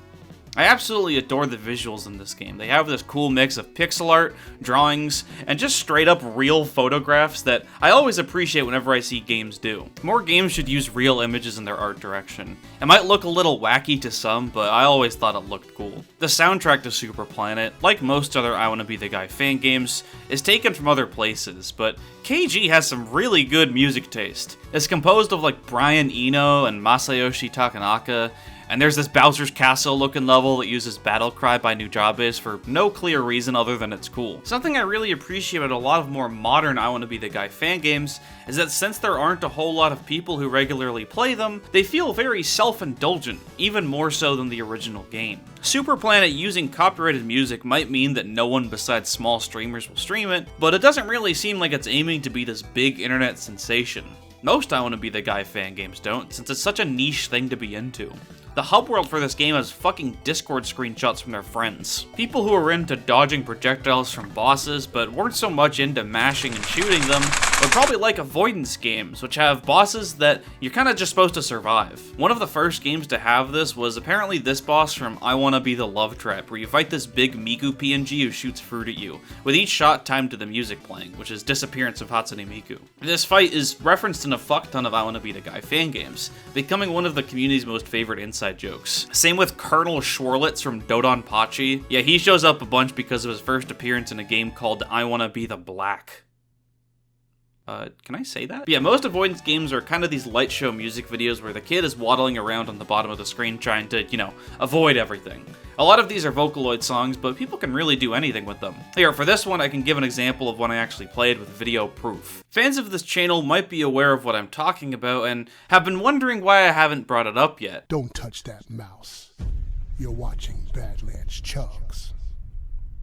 On the 20th anniversary of 9/11, Cherry Treehouse released I Wanna How Many Bottles of Coke Zero Can Badlands Chug in 3 minutes Watch and See. Playing this on stream was a traumatic experience for me and made me realize I am not cut out for the majority of I Wanna Be the Guy fan games. I played and completed the original, and then I played another one which we'll get to later, so I had what I thought was the perfect idea for a stream. Basically, the entire game is a Badlands Chugs video where he drinks as many bottles of Coke Zero as he can in 3 minutes. Every time in the video he burps, fruits fly out of his mouth in completely random directions. I was like, oh, the video's only 3 minutes, this'll be a good short stream to get myself used to streaming in front of an audience. For some reason I made it a stream ends when I beat this stream, and I streamed for 5 hours, and I didn't beat it. This has a novice challenge rating, by the way. As a game, it sucked ass, but it was pretty funny, so that's all you can really ask for. If your favorite part of I Wanna Be the Guy was the funny and creative ways the game had of killing the player,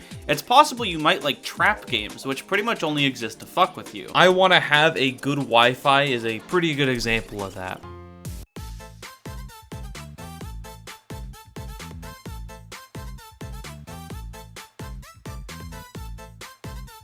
I Want a Bigger Penis is a pretty good example too, with a great name. About 3 minutes into this game, there's a big teleporter which takes you to the credits of the game, which is about as long as the credits to the original I Wanna Be the Guy. Once you get to the very end of the credits, the kid thinks for a bit and realizes he doesn't actually have a bigger penis.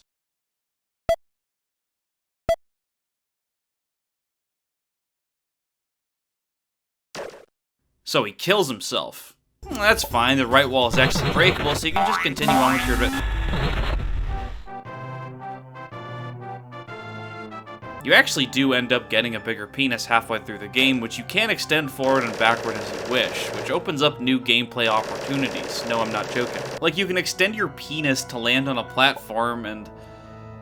Listen, I'm trying to take this seriously, so be a little more respectful maybe. Trap games are probably the most YouTube-friendly kind of fan game because people can edit all the traps together and it ends up being just a generally enjoyable watch. The top 3 videos on Pierre's channel, who uploads these no commentary edited playthroughs of I Wanna Be the Guy fan games, are all trap games and was how I discovered their channel. Go watch this guy, by the way. Big shout out to Pure, if I'm pronouncing that right. If you don't play I Wanna Be the Guy or any of its fan games after watching this video, which trust me, I get it, you can at least watch some of this person's videos. They always give me a sensible chuckle. They don't even only do trap games. I watched their videos on I Wanna Burn Mind and I Wanna Escape Into the Mind, and those games are both like surrealist I Wanna Be the Guy fan games, I guess would be the most accurate description. I really don't want to say like I Wanna Be the Guy meets Cruelty Squad because that's fucking gay, but Chungo's Gauntlet is a trap adventure game that's probably worth mentioning by the creator of Escape Into the Mind. I actually played this one. It's not technically an I Wanna Be the Guy fan game, but it has the essence of one, and the creator posted it to Delicious Fruit. So, I don't know, sure. Not huge on all the jokes in this one. I can't really see myself belly laughing at like Neko arc anymore, but it was very fun as a game playing experience. There is one boss in this game that did make me laugh though. It's a piece of fucking shit! The Nintendo Shit Cube! It's a piece of fucking shit! Medley games are pretty cool too, since these are actually compilations of screens or smaller segments from other fan games, usually characterized by showing you what fan game the level comes from in the corner of the screen. I Wanna Kill the Camellia 3, released in 2013, is the big one people always talk about, which is the de facto hardest I Wanna Be the Guy fan game, at least of the ones that are highly regarded. It's very long and very difficult. There's a video by Master Maxify, who plays a lot of really hard I Wanna Be the Guy fan games. It's kind of like his thing, and it apparently took him over 700 hours to beat it, over 250,000 deaths, spanned over the course of 3.5 years. He compiled it into a 3.5 hour montage of all his successful runs in each screen, and you can literally see him aging as the video progresses. Later into the video, every time he gets into a save point, he pops the fuck off.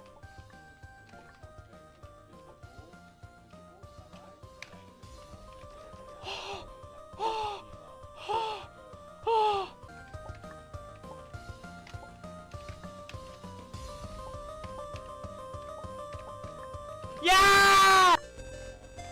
Yes! I did it! It's fucking justified though, like are you seeing this shit? Camellia 3 is a pretty solid frontrunner for the hardest video game ever made, at least of the ones that don't crash when you boot them up or something. Even if you don't fuck with hard games, you kinda have to respect this one, at least conceptually. There's also an even harder version of Camellia 3 called Camellia 3 Plus for some ungodly reason, and the history of I Wanna Be the Guy fan game spreadsheets list the first time anyone has ever beaten the bosses in it. Camellia 3 also has detractors in the fan base though. I Wanna Kill the Hapil 1 and 2 are meme fests that are supposed to be parodies of Camellia and Medley games in general. I can't really tell if the person who made it genuinely hates Camellia 3, or if it's just some light riffing, but either way it ends up being pretty passive-aggressive. These games are, at least in 2's case, physically impossible to complete by human hands. Since Delicious Fruit is essentially just a forum for posting games to, there's no system in place to test if the level is completable, unlike something like, say, Mario Maker. So you don't actually have to beat your fan game before posting it, and if, let's say, it's only beatable by tasks, You won't even get your game deleted, but you will get this big red impossible tag. As U23 puts it, trying to judge Appeal 2 as a playable game is like complaining a fish can't climb a tree. What this game sets out to do, it is absolutely perfect at. There are two types of people who don't like this game. People who aren't interested in this type of thing, which is totally fine, or joyless assholes. As J-Man Norway puts it, I think Appeal 2 is most comparable to a forced long butt fucking. It's really unpleasant at first as you struggle to escape, but once you accept your fate, you might even enjoy yourself the few times Just's enormous rugged cock hits a sweet spot. Can't you just say the game is hard? And then there's adventure games, which are like the default. Most I Wanna Be the Guy fan games, as well as the original game, are like this. Areas, bosses, you know, you're playing a video game. I Wanna Run the Marathon is one I haven't mentioned yet that Markiplier played, surprisingly. This one has a bunch of levels that are specifically themed around various games. There's a cave story level, a Kirby level where you play golf, and a more expanded take on the Pokemon level. This is one of many games that were made for Fan Game Marathon, an annual livestream event held on Twitch where people play through various I Wanna Be the Guy fan games. They do speedruns, races, and they even have this segment every year called Blind Adventure Race, where they play through a new adventure game blindly every year. 2015 was the first year they did it, and I Wanna Run the Marathon was the game chosen. And then in 2016 they had I Wanna Warp the World, which had a similar concept. This game has a Terraria level, a Shovel Knight level, an Undertale level, and you know, look at this shit.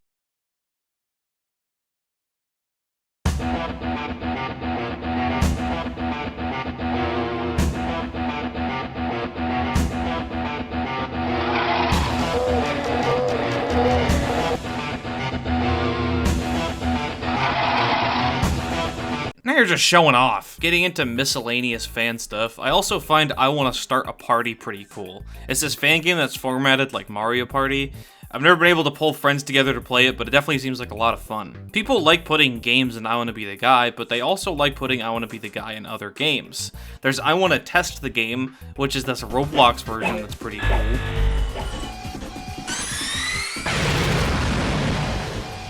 There's I Wanna Be the Guy, the Mugen-based fan game, which adds the kid into the fighting game engine Mugen, alongside all the other bosses from that game.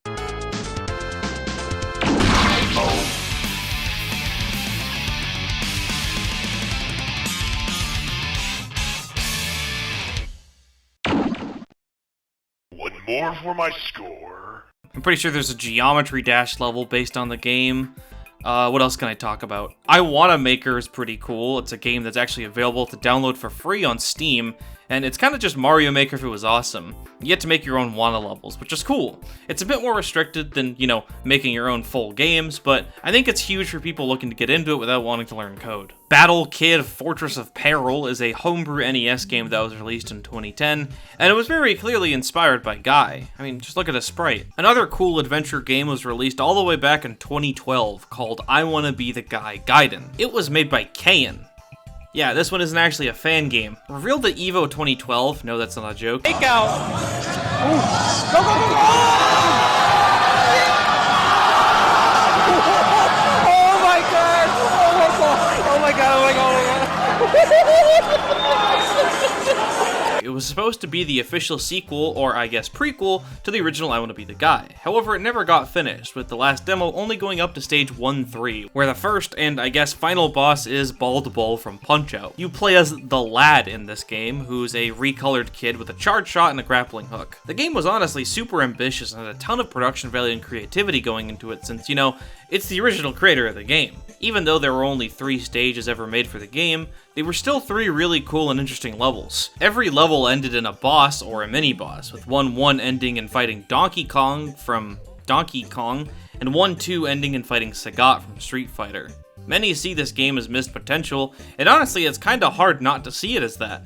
Kayan clearly put a lot of thought into this game, probably more than the original game. Like how the addition of the grappling hook was there so the controls were less precise, making it so the levels didn't have to be claustrophobic spike rooms in order to be hard. Which is weird, because that's kinda what I liked about I Wanna Be the Guy, so maybe I wouldn't have liked Gaiden as much. Of course it never got finished, so I guess there's no way of knowing. You know what's the worst part? There's gonna be Plock music in Gaiden, and now we'll never get to hear it. Except, you know, in Plock. I can understand why Kayan cancelled it though. Sure, it would have been awesome, but it also wouldn't have paid the bills. can't make money off that shit, and they instead shifted focus towards Brave Earth Prologue, which is what they're still working on to this day. It's a Castlevania 3 and Ninja Gaiden inspired platformer, which, well, I can't say much about since, you know, I can't really put my hands on it. I will say looks to be an amazing game once it comes out. It's been in development very slowly for like 9 years, which obviously, that's not very promising, but KN constantly updates on Twitter and Blue Sky that it's still in development, just very slow development. It's getting closer to being finished though, 8 years ago. I'd imagine doing something completely different after releasing something that was so popular is a pretty stressful thing. I think I can wait patiently for a game like this, especially if it's made by the person who made I Wanna Be the Guy. After the official cancellation of Gaiden, KN has been fairly hands-off with the I Wanna Be the Guy community, although they do frequently use Twitter and Blue Sky to talk about whether or not Tifa or Aerith would peg you. I'd imagine they play a fangame here or there in private, but in one of their tweets they compare being in the I Wanna community Discord server to being a parent whose kids has long since moved on, gotten married, and bought their own home. However, they did show up once again for a few projects in the early 2020s, both by Cherry Treehouse, the same group of people that brought us I Wanna How Many Bottles of Coke Zero Can Badlands Chug in 3 minutes Watch and See. Cherry Treehouse are this ragtag group of Brazilian programmers who kinda just showed up in the community one day and asserted their dominance. They were the ones responsible for I Wanna Be the Guy Remastered, which I've already been talking about. Something I haven't mentioned yet is that this remaster actually adds multiple playable characters as a reward for 100%ing the game. Besides the kid, you get to play as Dot Kid, which is the kid but he's a single pixel, Vic Viper, which is the ship from Gradius that you play as for that one screen in the guy's castle. The Vic Viper kinda seems to break the game though. Abashi is unlockable, who plays pretty much identically, but has some fun cosmetic changes like the save points, and also the dialogue when you fight the guy. What's this? Another oh, really? You? I mean, I had a whole speech for one of my kids and you just kinda come up in here? It's Bashi time. You know what? I've really kinda wanted to kick your ass for a long time. It's Bashi time. Yes, I did have sex with Soul. Finally, you get to play as Owada from the Big Adventure of Owada's Life, the game that inspired I Wanna Be the Guy. Speaking of, Owada's Life wasn't actually finished when it came out, since it lacked a final boss. Sometime in the past couple of years, Owada's Life actually received an update that adds a final area to the game based off of I Wanna Be the Guy. So it's like all the loops are being closed, it's pretty cool. The final boss of the game is against the kid, and it's a really cool reference to Kirby's Adventure on the NES. But anyways, point is, Cherry Treehouse's most recent release was WannaFest 2022, which is probably my favorite I Wanna Be the Guy fan game of all time, at least from my casual perspective. It was made for the Blind Adventure race from Fan Game Marathon 2022, and the whole thing was done in GameMaker 8.2. Now, people familiar with GameMaker might be a little confused because, hold on, that's not a real thing. 8.1 exists, but not 8.2. Well, Cherry Treehouse, or at least Flugel and Renex, made their own version of GameMaker 8.1 called GameMaker 8.2, and used WannaFest 22 to show off what the engine can do. And also just to make a really fucking cool I Wanna Be the Guy fan game. WannaFest's story takes place right after the original. The kid is voiced by the original voice actor from Guy, Kane's buddy Paul, who returns after 15 years since the original game. Everybody, please give a warm welcome to the kid. He shows up on a game show run by the man, who is voiced by Kayan, in order to win a brand new car. He has to go through levels from 7 classic games, and I kinda don't want to spoil anything from there. I'm sure everyone has those games, right? Where they were so awesome that you wish you could play them for the first time again. WannaFest is unironically one of those for me. Not only does the game selection, save for the first level, feel very targeted to me specifically, but also it's such a lovingly crafted game from start to finish, with tons of references to both the games featured, and also the I Wanna Be the Guy cinematic universe. The game also feels like it was coded by wizards. I can honestly add another 30 minutes onto this video just gushing about WannaFest, but Jesus, the video's already way too long, and it's something best experience for yourself. I'll give you a little taste, though. Check this shit out.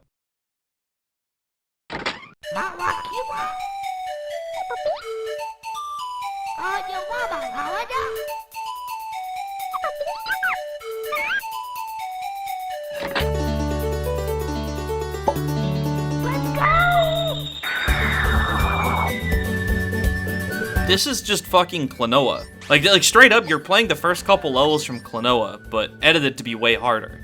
I don't know how they managed to put this 3D-ass game into Game Maker, and especially make a full level out of it. Plus, like, I fucking love Klonoa. I'm sorry, but I'm not immune to Soyjack pointing at thing I like. Craziest part is that I don't even think this is the most impressive part of the game. Definitely check out Wanafest. It's certainly difficult, but it's extremely reasonable, and I was able to beat it despite sucking ass at these games. It's not exactly a traditional I Wanna Be the Guy experience. Hell, it's not even really a traditional I Wanna Be the Guy fan game experience, but it is a really cool game. Even if you don't play it, at least watch Pierre's video on it. And play I Wanna Be the Guy too. If you care about the history of video games, especially indie games, you owe it to yourself to give this game a shot. People like to hate on it nowadays, and I don't really blame them since the game is pretty rough around the edges, but to dismiss the game as just a brutal game made for Markiplier to scream at and get clicks is truly doing it a disservice. It came from a simpler, more pure time for indie games where people were just making games to make games, not for any monetary benefit. I think more people should look beyond surface level criticisms like, ooh, the game's too hard, or it looks like shit, or my save file got corrupted for no reason. Okay, maybe that last one's a bit justified. And engage with the game as, like, a cultural artifact, and a time capsule for the mid-2000s era of the internet, as well as the indie gaming scene as a whole. If you don't end up liking I Wanna Be the Guy, and you think I'm insane for feeling this strongly about some cheap shitpost rage game from nearly 20 years ago, then don't worry, you're apparently in the majority. But the fact that this community created such a wide variety of games that have deviated so heavily from the original game's vision is truly something to behold. Such a passionate group of people making these elaborate projects only for a fairly insular group of, like, maybe at most like 10,000 people. It's easy to dismiss all these projects as just like I Wanna Be the Guy, but really it couldn't be further from the truth. I heavily recommend everyone watching to go down the rabbit hole themselves and look into this community. I really only scratched the surface. Okay, well, yeah, 2-hour-long video, but there was a lot of surface to scratch, okay? And don't just take my word for any opinion I've given throughout this video. I'm a dumbass YouTuber, and might be completely wrong and you end up hating it, but, you know, at least I got you to try it. I Wanna Be the Guy is actually a good game. It can't be the worst opinion you've ever heard a YouTube video essayist say. Speaking of, I think the only thing harder than beating all these fan games is making an entire video about a notoriously difficult game without bringing up Dark Souls once. Wait, fuck.